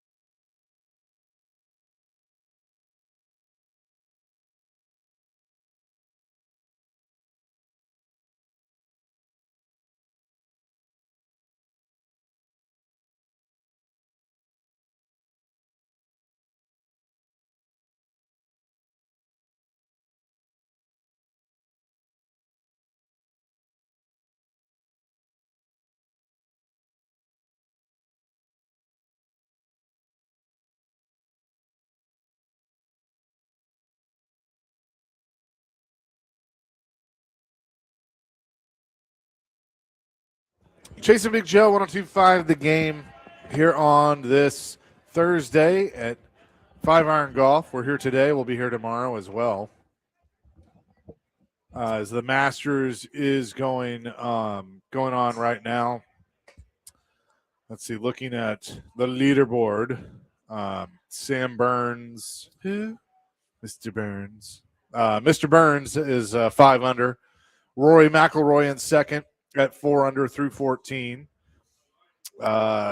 Jason Day, Patrick Reed, Ludwig Aberg, Scotty Scheffler are all 3 under. So some of the heavy hitters are starting to make their way up the leaderboard right now. So Jordan Spieth is 1 under through 5. So it can all change. You know, the thing about golf, like I'm into the Masters. I'll watch some of it, you know, this weekend, especially, you know, Saturday and Sunday. But golf needs that next superstar. And I just don't know where that person is. Who's been the superstar the last 25 years? Tiger Woods. Yeah. I mean, you try to get somebody on that level, you're not going to get to that level. And I think people are curious to see what Charlie Woods, who is 17, you know, what he's going to accomplish. I don't know enough into who's the big star, but the impact that Tiger had on golf is, and y'all don't hate me, I mean, he's the most important golf player of all time. And you could say Arnold Palmer, Jack Nicklaus. It could be generational. Everybody loved Arnold. Everybody hated Jack because Jack was beating Arnold. Then Jack came up, everybody loved Jack. Then people hated those who beat Jack, and then on and on. But for this generation now, it's all Tiger. I mean, he's the reason people would watch. I mean, for the Masters, I know he's not playing in it, but when he didn't play in it before, I wouldn't watch. Yeah. Well, and I think, you know, CBS and ESPN and everybody involved are probably disappointed he's not playing in it, because even though he probably didn't have a chance to win, it was still, Tiger's back at Augusta. Yeah, he's a driving force for all that. So I understand all that. He doesn't need to be driving. God, man, do you ever stop? That's his problem. Did you see that Charlie Woods is committed to Florida State? I did not. Yeah, he's going to be a Seminole. Okay, good. So he's going to have a good old time at FSU. Yep. In Tallahassee. Yeah, so I don't know who the next big star is. I don't think I care that much about it. I just don't follow golf that much. Well, and there's so many people that are just absolutely done with golf because of Liv, and I get it. But it just, I mean, the majors used to have more of a je ne sais quoi, I'll say, like you just used earlier, but about them, and I just don't feel like they do anymore. Well, who was the guy that won that his family hated him and he hated them? Dr. Crane knew what I'm talking about? Oh, I believe that's Patrick Reed. The guy Patrick Reed, that's second place right now. Yeah. I mean, I thought it was a great story. Then it comes out like 7 years ago, 2019. That'd be 8. Thank you, buddy. That's okay. Yeah, I mean, it was just like they were like, "Oh, this is a great story," and then it comes out like nobody likes him. He likes nobody, and it was really bizarre. But hell, he won the Masters. I mean, sometimes you can play off of that, but I don't. Like I said again, like, you know, is it a Spieth or a Scheffler or a Dustin Johnson? It's Scotty Scheffler by far. Yeah. Currently, I mean, Scheffler's. I mean, he's the number one. Yeah, but Who's the one that got arrested at Louisville? That would be him. Yes. Yeah, Okay. Scheffler. At Valhalla. Yeah. I mean, you just got to look at his resume quickly. I mean, back at the Paris Olympics, this guy was 4 shots back from the final day and ends up shooting 9 under for the day to win gold for the U.S. I mean, that's one of the most craziest rounds you'll ever see in golf. I mean, obviously it's not the PGA, but you look now at the majors list, he only has 4 under his belt. If he wins this weekend, it puts him at 5. That's top 15. I mean, he has a lot to go to pick up behind Tiger and Jack Nicklaus. But, I mean, that right now, that's kind of what the expectation is Scotty Scheffler versus the world.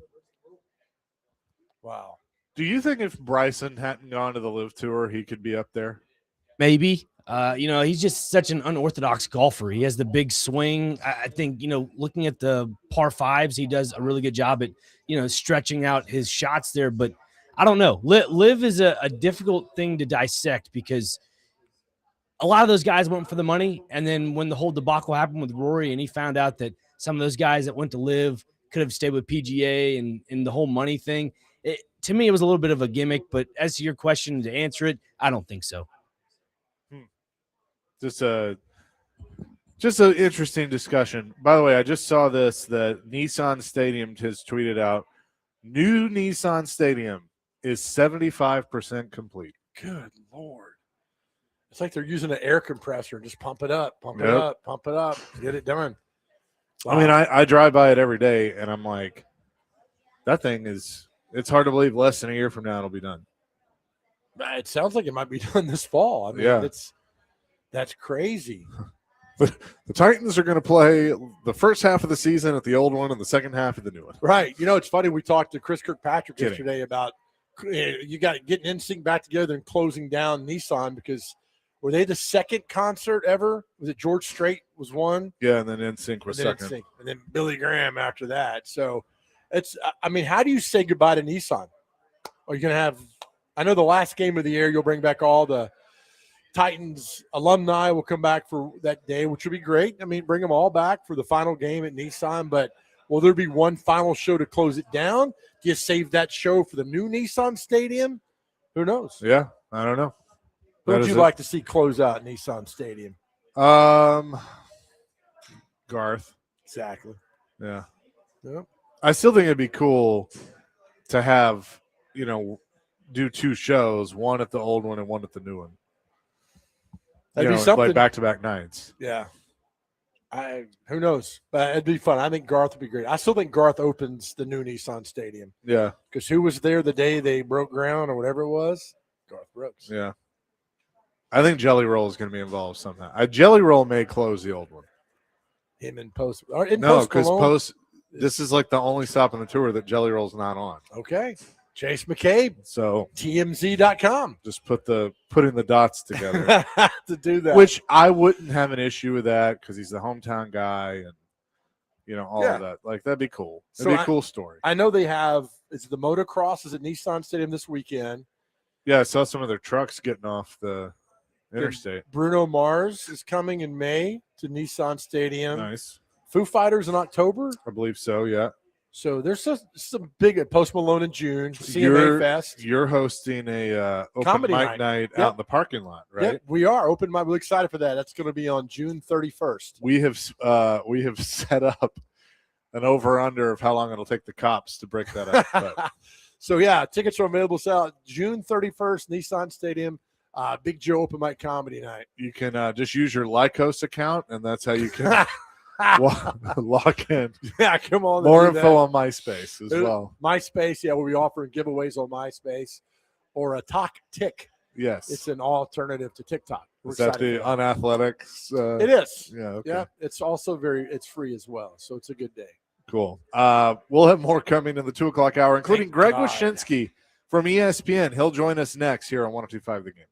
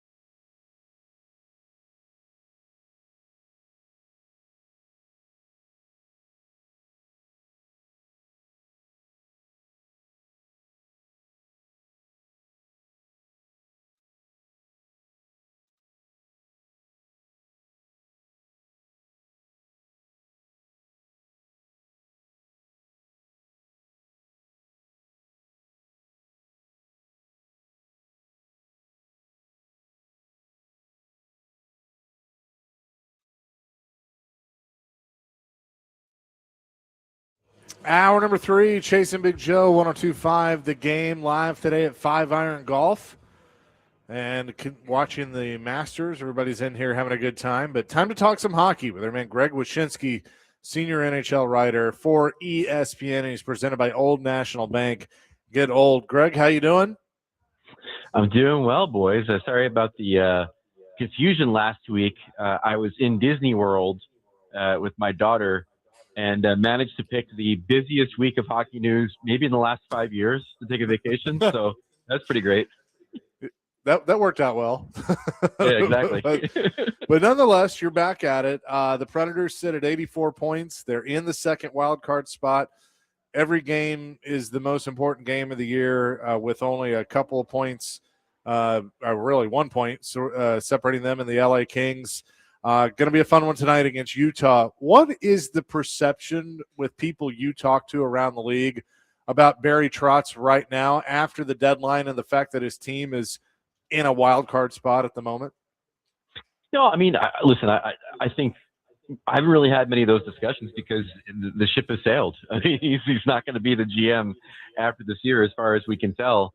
But I can tell you that, when it comes to the team itself, there's a lot of surprise. I mean, for a team to go from the status that they had at the trade deadline, where the vultures were circling and we were all wondering which members of the veteran core might be traded, to a team that is, right now looking pretty good as far as, making the postseason. And Stathletes gives the Preds, I just had a reasonable chance of making the cut.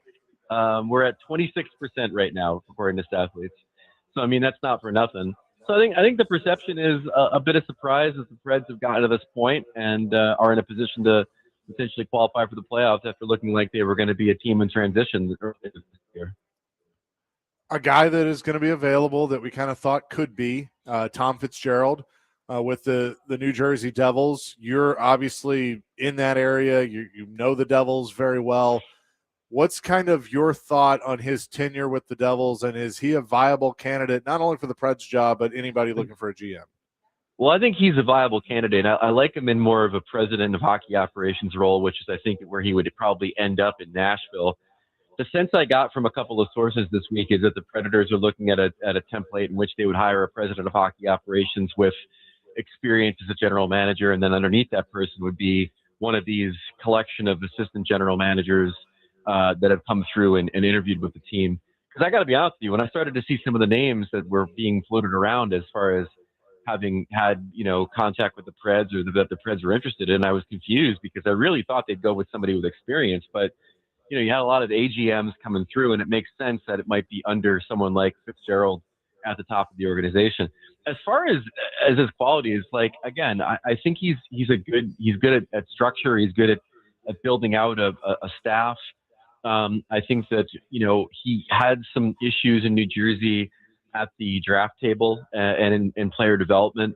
I also think that he made some pretty significant mistakes from a player personnel standpoint this year. One, handing Jacob Markstrom an extension before the season, and then Markstrom was an absolute joke for the next 4 months, kind of cost the Devils any hope of making the playoffs.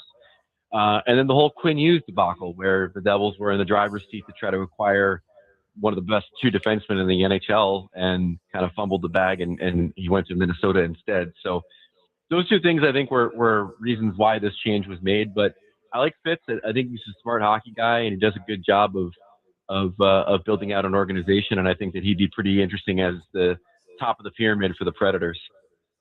Greg Wyshynski is with us. Do you view, though, because the Predators have been, and look, I don't necessarily say this is a bad thing, but they have been a very consistent organization in that David Poile was the GM for a really long time. Barry Trotz was the head coach for a really long time. They go to Trotz when Poile retires. They have kept it in the family basically since the very beginning when the family was formed. With that said, Fitz is the first captain. I consider him to be in the family. Is that something that should be considered, in that maybe they need to go outside the family and bring in new ideas? Or is Fitz, far enough removed and was only a player here that he could still fit that template? Yeah, I think it's the latter. The fact that he has some tie to the organization is exciting, and it does, lend a little romanticism to it. You know what I mean? Sure. Like another example would be, the guy that people are talking about potentially replacing Fitz in New Jersey, Brendan Shanahan. Shanahan worked for the NHL. He was the president of the Maple Leafs, but there's a certain romanticism in the fact that he played. He was drafted by the Devils and became a star for them. And so, I mean, having that tie is cute and it's good for marketing. But ultimately, I think I probably associate Fitz more with the Pittsburgh Penguins management tree. He worked under, he worked there with Ray Shero, and then came over to Jersey with Shero. I think that's more where I associate him with than his playing days. But again, like I said, good executive, not a bad choice for the president of hockey operations, and didn't have the most successful run in Jersey. There were some mitigating circumstances there, but not a guy that I would be upset with if I'm a Predators fan coming to the organization. Greg, we talk about in the NFL how important the backup quarterback is to the team, especially down the stretch. How important does that apply to goalie and a backup goalie in the NHL stretch? And I say that because right now the Preds backup goalie is playing pretty damn well down the stretch. Yeah, you could definitely say that. He had a hell of a game the other night. I think the backup goalie, as you get deeper in a typical season, may not necessarily be that important, because when you get into a playoff race in a typical season, you see teams just grinding their starter into the ground. The team that the Nationals playing tonight, Utah, I think their goalie, Karel Vejmelka, might have played like 18 out of 19 games down the stretch last year. It was crazy as they tried the playoffs. But I said the word typical a couple times in this conversation. This is not a typical season. This is an Olympic year. We have a very condensed schedule, some weirdness in travel and some weirdness in how many games teams play in a very short period of time. And so I think for every team, the backup goaltender has been a real key down the stretch, because there's just too much tonnage of games and all the other things happening in the schedule this year, where you can't just rely on one guy to do all the work. Is he playing so well as a backup that if they get to the playoffs, you could see like, all right, he's going to start this game. Saros is going to take a break, or you just ride Saros the whole way through? It's funny. I always have this conversation with people around the league about, like, when are we going to see a true goaltending tandem in the playoffs? It never happens. Like, there's always one guy that ends up taking the reins in the playoffs. And then that guy's the guy until he screws up, and then you see the backup. Obviously a case could be made for Annunen, to get some time in the playoffs based on the way that he's played. But it usually doesn't work that way. And then when you take a gander at, one guy making the money that he's making and the other guy making the money that he's making, you also get a sense of who might see the lion's share of the work in the playoffs. Are you surprised how well the Preds have played on this road trip, considering they started out? They lost 2 at home. They lost to Tampa. They went to this road trip losing 3 straight. And now with their backs against the wall, Greg, I mean, they're playing outstanding. Their game Tuesday night versus the Ducks might have been one of their best games of the year. There's few things that don't surprise me about the Predators right now. Again, we've talked all season, about this team, and like, the idea that they came back from the Olympic break, they put together, they got off the blocks pretty poorly with a bunch of losses, and then they put together that great 5-game winning streak. And on this road trip, they've acquitted themselves well, doing what they need to do, not only in winning games, but also picking up a point in that LA game, which was a sort of a back and forth affair. And then laying the smackdown on Anaheim, like you said, which is a team that is sort of in a perilous position right now insofar as they're getting into a losing streak at the wrong time. Yeah, I'm overall surprised that we're talking about Nashville being a potential first-round matchup for Colorado, just based on where they were and based on what we perceived them to be. This road trip coming when it did, and the success that they're having, just speaks to how surprising the whole thing's been. Greg Wyshynski is with us. Is Colorado still showing you enough to make you think they can win the Stanley Cup? Yeah, I think so. Their biggest problem right now is going to be the second round. Like, to have to play Dallas or Minnesota that early in the playoffs is tough. You'd like to face them when they have a little bit more wear and tear, and maybe they'll beat each other up so bad that Colorado gets the benefit from it, assuming they get past the first round. But to me, the team in the West that I worry about the most if I'm Colorado is Dallas, assuming they get by Minnesota. I think that's a really tough matchup for them. I think Dallas, having the playoff experience that they have, the goaltending they can get. They beat them last year, obviously, with the series that Mikko Rantanen had against his old team, the revenge series. Like they're probably the second best team in the NHL behind Colorado, and could be a team that knocks out what has been a dominant regular season team in the playoffs. And in the East, I know everyone's excited about Buffalo making it for the first time since the Nixon administration, but what about Montreal? 9-1-0 in their last 10.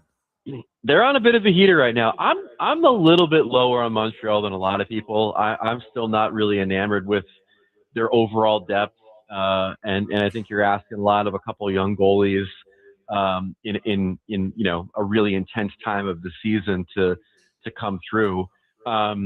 Their top line, the one with Slavkovsky and Suzuki and Caulfield, is as scary as you're going to find in the league. And Demidov on their second line can create a lot of offense on his own. But I just don't think they're there yet. I think a lot of people think that the playoff experience they earned last year in a brief appearance against the Capitals, and then the amount of young talent they have on the roster, that it's going to add up to a playoff series win. But I still think that if it's them and the Lightning in the first round, and it looks like it might be that, then I'm still taking Tampa in that series.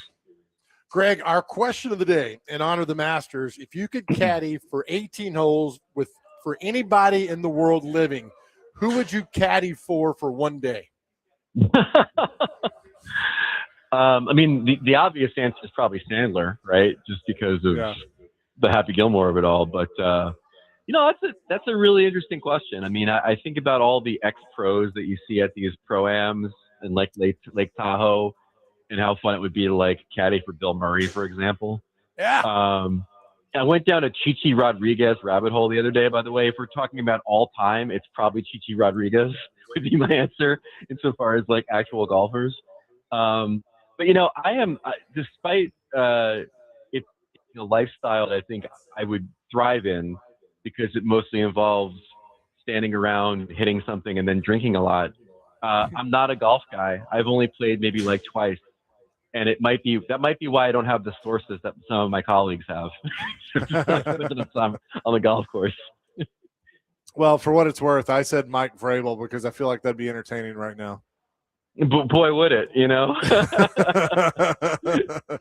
Boy, would it. Yeah, absolutely. Greg, appreciate the time as always, my friend, and we'll talk to you next week. You got it, boys. Thanks. Greg Wyshynski, ESPN NHL senior writer, presented by Old National Bank. Get Old. We'll react to that. Max Hers will join us at the bottom of the hour. Chase and Big Joe, 105 The Game.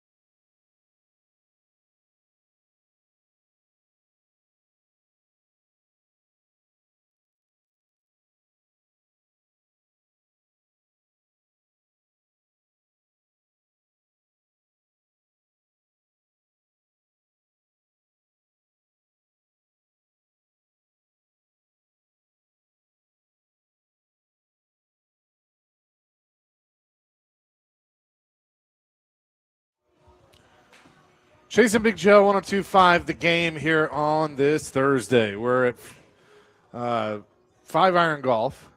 I almost said First Horizon Park. Not quite. Right, pal. 5 Iron Golf. How's our closest to the pin going over there? 6 inches from the pin? Wow. 6 inches. What did Don't say it. How far did he get? Well, our on-site guy, Chad, was second. I was third. I was 37 feet back. I went in the bunker. I was over at Vanderbilt Stadium. You were. I think your ball, when it hit to the right, there was a laugh track after it. Like I said, I hit it in West End. I actually hit one because we hit like 30 of them that went on top of the screen. And Chad and I were laughing about it. Nice. It went out. I was like, how do you make that shot? Look at our man here. What's your name? Oh. That's pretty good. I could hit this. I would play the simulator all yeah. day. 5 feet from the green. Yeah, that's pretty good. So Brett is 6 inches from the cup. I mean, you got to get it in to beat that. Right? Yeah, that's Thank you, John. Pretty impressive. Good job, John. Look at number 5. Stephanie came as at fourth with 20 feet 9 inches. Juju 32 feet. Oh, I gave myself 5 feet. That's what she said. That 32.11 right there. So we're good. So come by 5 Iron and plan on staying for about 12 hours because you're not going to be here for an hour and get out of here. This is really neat. Good time. Yeah, this place is awesome. A lot of people in here, and they got the Masters on. You can watch that. And even our man Clay went. Clay had a nice shot over there. Clay, we're proud of you, buddy. Rory McIlroy is tied for the lead, 5 under with Sam Burns. Rory is through 16. Sam Burns is done for the day, but looks like Rory is roaring up the standings. Hey, is it true? Like, I've never been. Like, at the Masters, you got to put your phone in a bag? I think so, which I love that, actually. And so you can't take your phone? What happens if they catch you with your phone? I don't know. If you've been to the Masters, the night in jail. If you've been to the Masters, have you done that? I'm interested to know. 615-737-1025. What happens if you get your phone? Does that go for your watch too? I mean, I got an Apple Watch. Yeah, I don't know. I think you have to completely disconnect. Chad, why don't you know anything? Our on-site guy here. Chad, could you get on that? Now hold on a second, Chad. Chadwick, Chadlack. I'm just curious because I think that is fantastic. 615-737-1025. Yeah, if somebody's been to the Masters, like, I'd love to know more. Yep. About the whole process. I know that the pimento cheese is like 50 cents or something, and you get $1.50. You get a Capri Sun for $0.25 or something like that. Is that right? Juice pouch. Something like that. Chad, I don't know. Why do you keep looking Chad at Chad? knows, I don't know. Maybe I'm thinking he's Dr. Crane. Dr. Crane, what did you say? I say my brother and dad have been to the practice rounds, and they've told me that if you have your phone out or if your phone is on the premises and you take videos, I believe you get banned from Augusta National, and they remove you from the premises. Coach, so basically what Chad said they do. Yeah. Hey, Coach Spears, Bubba Spears, call the station. I can't take your phone call right now about Masters on my personal phone. Is he calling? Yeah. Coach Bubba, we love you. Please call the 615-737-1025. It's hard for our great listeners to hear you on the cell phone do that. That's funny. Do you have any desire to go? Yeah. I'd like to go one time. Okay. My dad went to 2. Practice or like opening round? I want to go see a round. Okay. Like, I know a lot of people get to do the practice round. Dad went to like a whole weekend twice. But he knew the right people. Would you sit at 18 all day or at Amen Corner or where? If I could only do one round, I would just find a group and follow a group. If I could do multiple rounds, I'd find a group I want to follow for one of them, and then I'd sit at 18 for probably the final round. Okay. That'd be ideal. I don't know if you get that seat on 18 though. Yeah. I mean, you literally have to get there be there all day. Okay. So, I guess they have. I guess you buy those seats. I guess they're assigned seats. I have no idea. God bless those who can sit out there for 12 hours and watch them come by. Yeah. I'm jealous. I really am that you guys could do that. Yeah. I mean, but like it'd be fun to follow a group. to find, like, if your favorite guy's playing, like, to walk around with them. It's an all-day thing, man. It is an all-day thing. Coming up next, we're going to head to Utah. Not really. Salt Lake City, and check in with Max Hers. He'll be on the call tonight as the Predators wrap up this road trip against the Utah Mammoth. We'll get his thoughts on this and much more coming up next here on 102.5 The Game.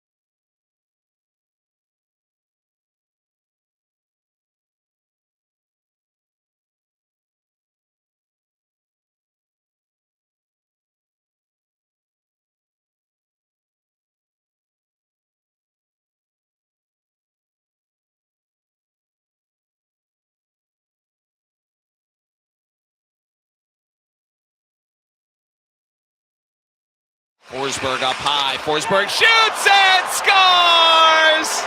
Philip Forsberg doubles the lead with a power play goal. 2-0 Predators. 8:34 left in the second.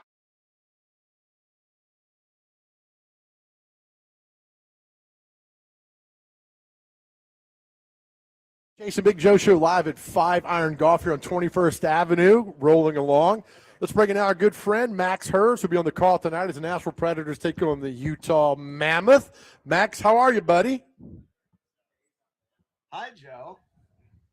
I'm good. Happy Hi, Max. Hey, Max. Hi, Chase. Are you on a speakerphone? No, I think he's on Zoom. I am on my professional microphone plugged into my computer. Is it not There good? we Should go. I call you guys Yeah, instead? sounds good. No, it's good. It's good. We appreciate the technology. I didn't change anything. Yeah, no, you're good. It's perfect. This one tonight, let's just kind of talk about the road trip to this point. You've seen it firsthand. I feel like that fine line of desperation, but also just the way this team has become a cohesive unit, really all year, but post deadline in specific, you've seen that come together with some really good performances, including a 5-0 win against Anaheim the other night. Yeah, I think you hit it, Chase. The two things that have really gotten them to yet another level, surprisingly so, with all the inexperienced players on this team. And a month ago, they traded away their entire third line. And here they are in the second wild card spot. They're going to need more to go their way. They're going to need to keep winning in order to have to make it over these last 4 games. But they are where they are, and they've earned it. They really have. The team has come together so well, and even within games and within periods, the lines change and wingers move around and centers go with different guys depending on what zone they're starting in or face-offs, things like that. And it doesn't seem to make a difference. It's really incredible that the team is just rolling with it right now, and they've struck a balance that nobody could have possibly expected down the stretch. And it's really incredible. It really is. And they honestly should be 4-0 on this road trip. They only loss was a shootout loss. They're 3-0-1, and 2 of their 3 shooters in that shootout didn't get a shot off on dead ice trying to overstick handle. So I think that one should have been a win too. So yeah, they played amazingly well. Tonight's going to be a big challenge. I think Utah is by far the best of the 4 teams that they've played on this trip. So this is going to be a big challenge tonight in the last game of the trip on the road. How have you seen Andrew Brunette evolve from the beginning of this year through all the troubles? And, obviously there's a lot of noise surrounding him out there to now having his team currently in a playoff spot. It's been pretty amazing to see how he has managed the ups and downs of this season. Yeah, and the Preds' patience has been rewarded. I think there were times in each of the last 2 seasons where a lot of other NHL teams would have fired the head coach. And we've seen even in the last 2 weeks of the season, the trigger is still quick. 2 playoff teams, the Golden Knights and the Islanders, have changed coaches within the last 10 days, which is crazy because the season is at its very end here.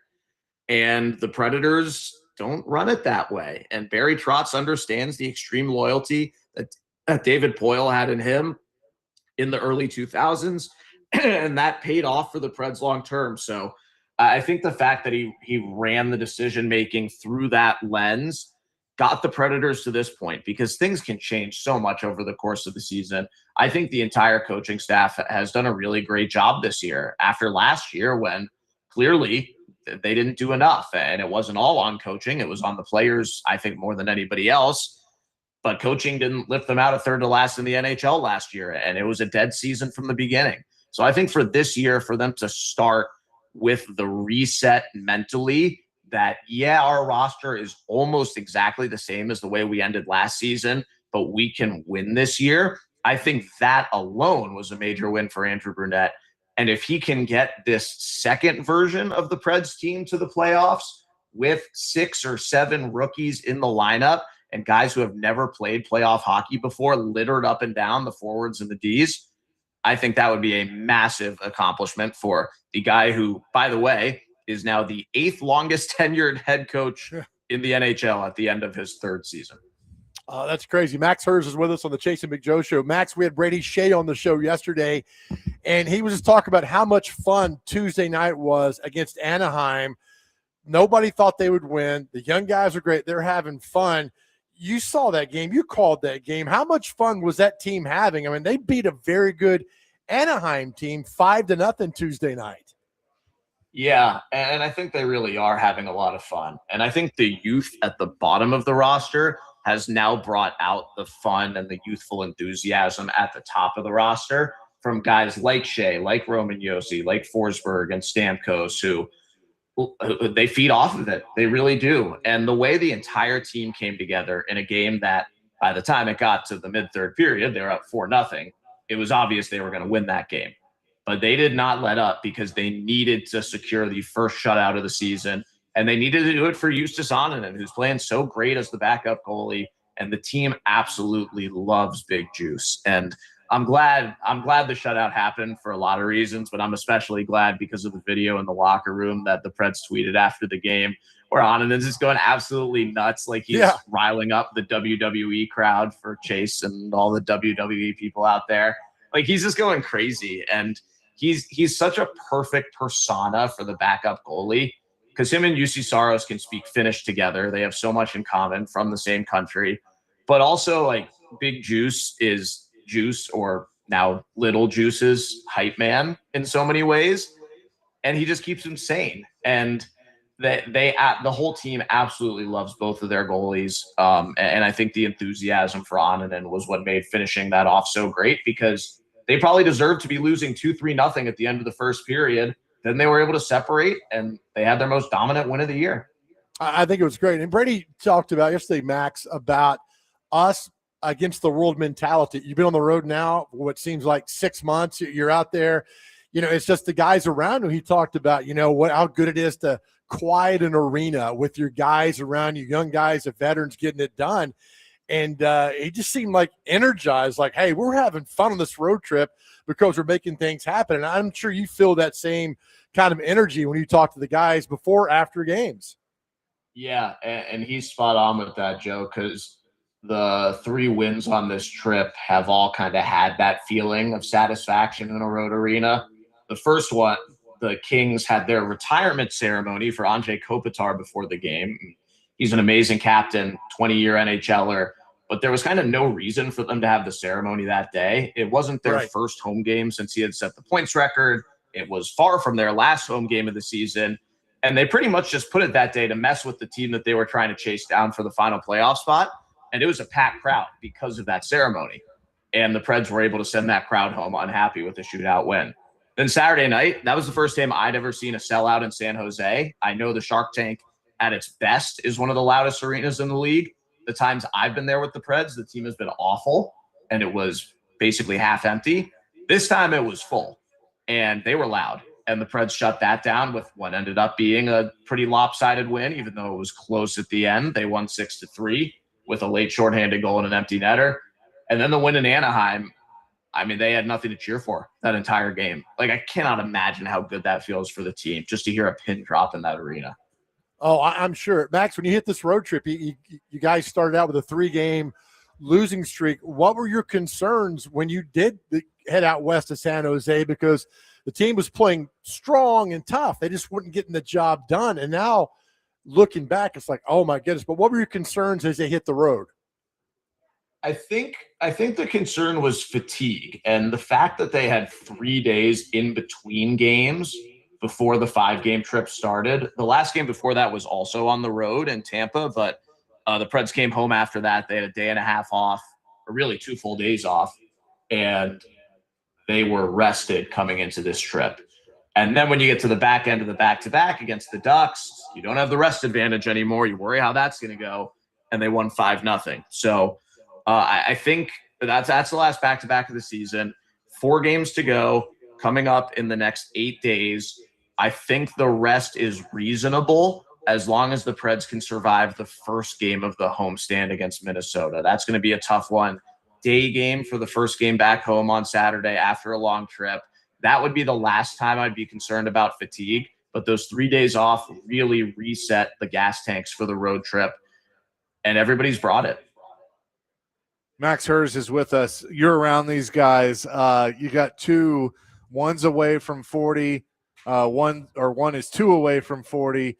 Is there any kind of friendly wagering going on who might get that marker first, Steven Stamkos or Philip Forsberg?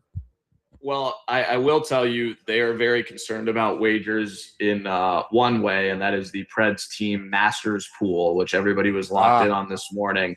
There's a full team pool. First of all, I know nothing about golf, so I'm not the right person to explain this or tell you who picked who. But there's a full team pool, and then there is a high rollers pool, which involves both of those guys. And in the words of Eric Halla, is Halla and all the rich guys. So some of the veteran Preds are in a separate pool with more money down, and each of them got 6 golfers. I have no idea how many golfers there are in the Masters, and 24 of them are involved in this pool. So to answer your question, I think they're more in tune with their golf wagers right now, but I think they're both going to end up with 40, and they've already secured 2 of the 5 best goal-scoring seasons in Preds history, which is unbelievable, and they could end up potentially second and third if they get to 44. Yeah, for sure. I do want to say this before we let you go. Tonight, the last regular season road game of the year. You've done a fantastic job on the call. I have enjoyed being able to, like this road trip, stay up late with you and Hal, which staying up late with Hal could be, you never know where that's going to go. But it's been a lot of fun. You've done a fantastic job with the road games this year. And so let's go get one more and get 2 more points tonight before we send it home to Pete and Jay at Bridgestone Arena. Yeah, thank you, Chase. And it's been such a blast. I hope it's evident for people listening how much I enjoy being able to do what I've gotten to do the last 4 years with you guys now. So I'm unbelievably lucky. Everyone at the Preds has taken such incredible care of me and allowing me to live out my dream. So I'm having the time of my life, and I hope I get to host the pregame and postgame and intermission shows for like 40 something more games if we push it all the way to June. So who knows what can happen. But yeah, boy, would a playoff berth be a lot of fun for the Preds, and to get to end it with 3 games at home and a potential clinch at home, maybe even in the last game of the season. This is what our fans deserve. Even when last year was going so poorly, we still had the best fans. I'm so impressed with how everybody showed up through tough times, and the team is rewarded Smashville right now. So yeah, we'll see you guys on home ice this week, and tune in tonight. Chase is at 7, Hal and I are at 8, and we're going to have some fun here in Salt Lake City. No doubt about it, my man. Appreciate it as always, and we'll talk to you a little later on this evening. Thanks, Chase. Thanks, Joe. Thanks, Crane. That is Max Hertz. He'll be on the call with Hal Gill. Coming up tonight as the Predators wrap up the road schedule of the regular season against Utah. We'll come back with What Day Is It and Celebrity Birthdays here on Chase and Big Joe, 102.5 The Game.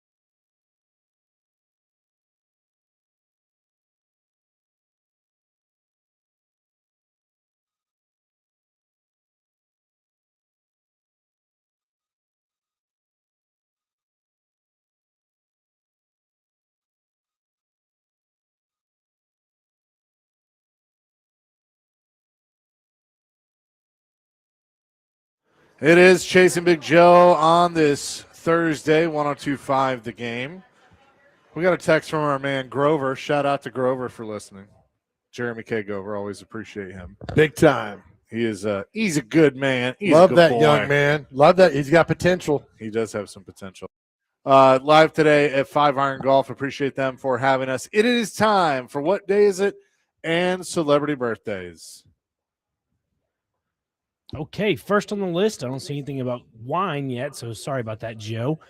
First on the list, we have a Podatomics Day. It's something about handshaking. I don't know. International ASMR Day is today. Jenkins Ear Day is today. National Chicken Little Awareness Day. Joe says I look like Chicken Little, but we're going to go past that. You look like Chicken Little. It's adorable, but you look like Chicken Little. National Chinese Almond Cookie Day. That looks pretty good. National Alcohol Screening Day. Okay. National Cherish an Antique Day. It's every day. National Gin and Tonic Day is today. National Name Yourself Day. And last two on the list here, National Winston Churchill Day and National Pimento Cheese Day. How fitting, the day of the Masters. Oh, right. Yeah, it ties in with the Masters and all that pimento cheese. It's just a great time. All right, time for celebrity birthdays. You got to get these within 2 years. Dr. Crane, until you break your funk, you're still going to go first, all right? Okay. This could be sponsored by possibly you, together at cromwellmedia.com. Just ask for Sean. All right.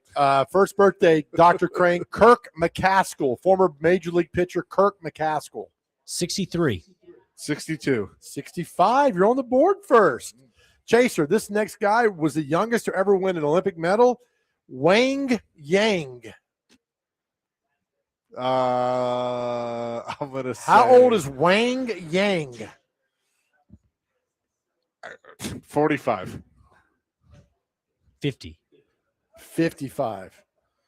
Dr. Crane, how old is friend of the show Dennis Quaid? 64. 67. 72. Chaser, Rudy from The Cosby Show, Keisha Knight Pulliam. 57. 52. 47. Dr. Crane, from all the Twilight movies that you loved, Kristen Stewart. Maybe it's her birthday. She'll smile today. Probably not. Probably not. You can go 37. 38. 36. Dr. Crane's up 2-0. Chaser, Ellie Fanning. That's Dakota Fanning's sister. She's also an actress. 32. 26. 28. Dr. Crane's up 3-0. Dr. Crane, your favorite musical act Lil Nas X. Did I say that right? You did. Lil Nas X. Lil Nas X.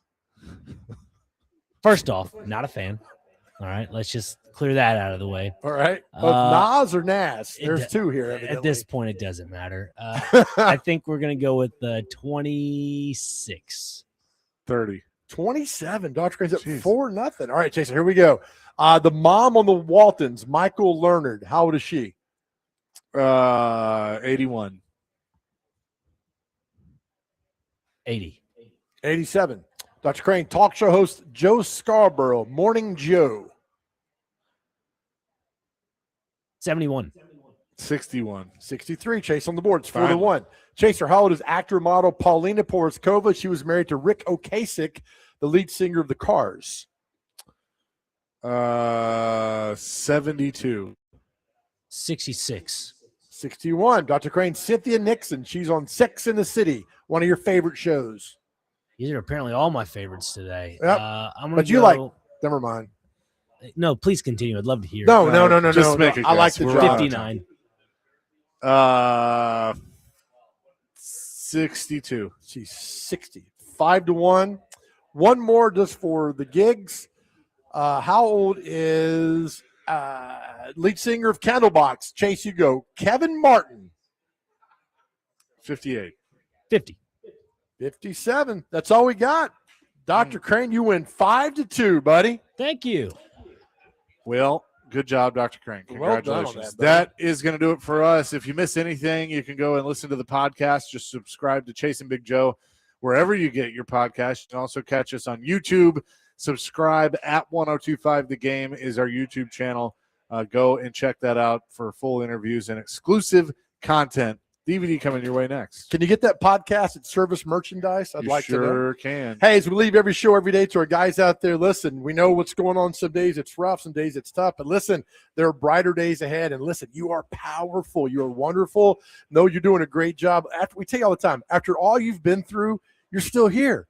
You're still here. You're still here doing a great job, and know that. Please never forget that, as well as we talk to you every day. Please reach out if you need to talk. I'm so grateful for the men who've reached out or talking. You are powerful. God's given you the blueprint to succeed, and it's you, right? It's you. You're so powerful and wonderful. Know that we love you, and more importantly, more than anything else in the world, please know how much God loves you. Amen to that. Peace, love, rock and roll. DVD coming your way next on 102.5 The Game.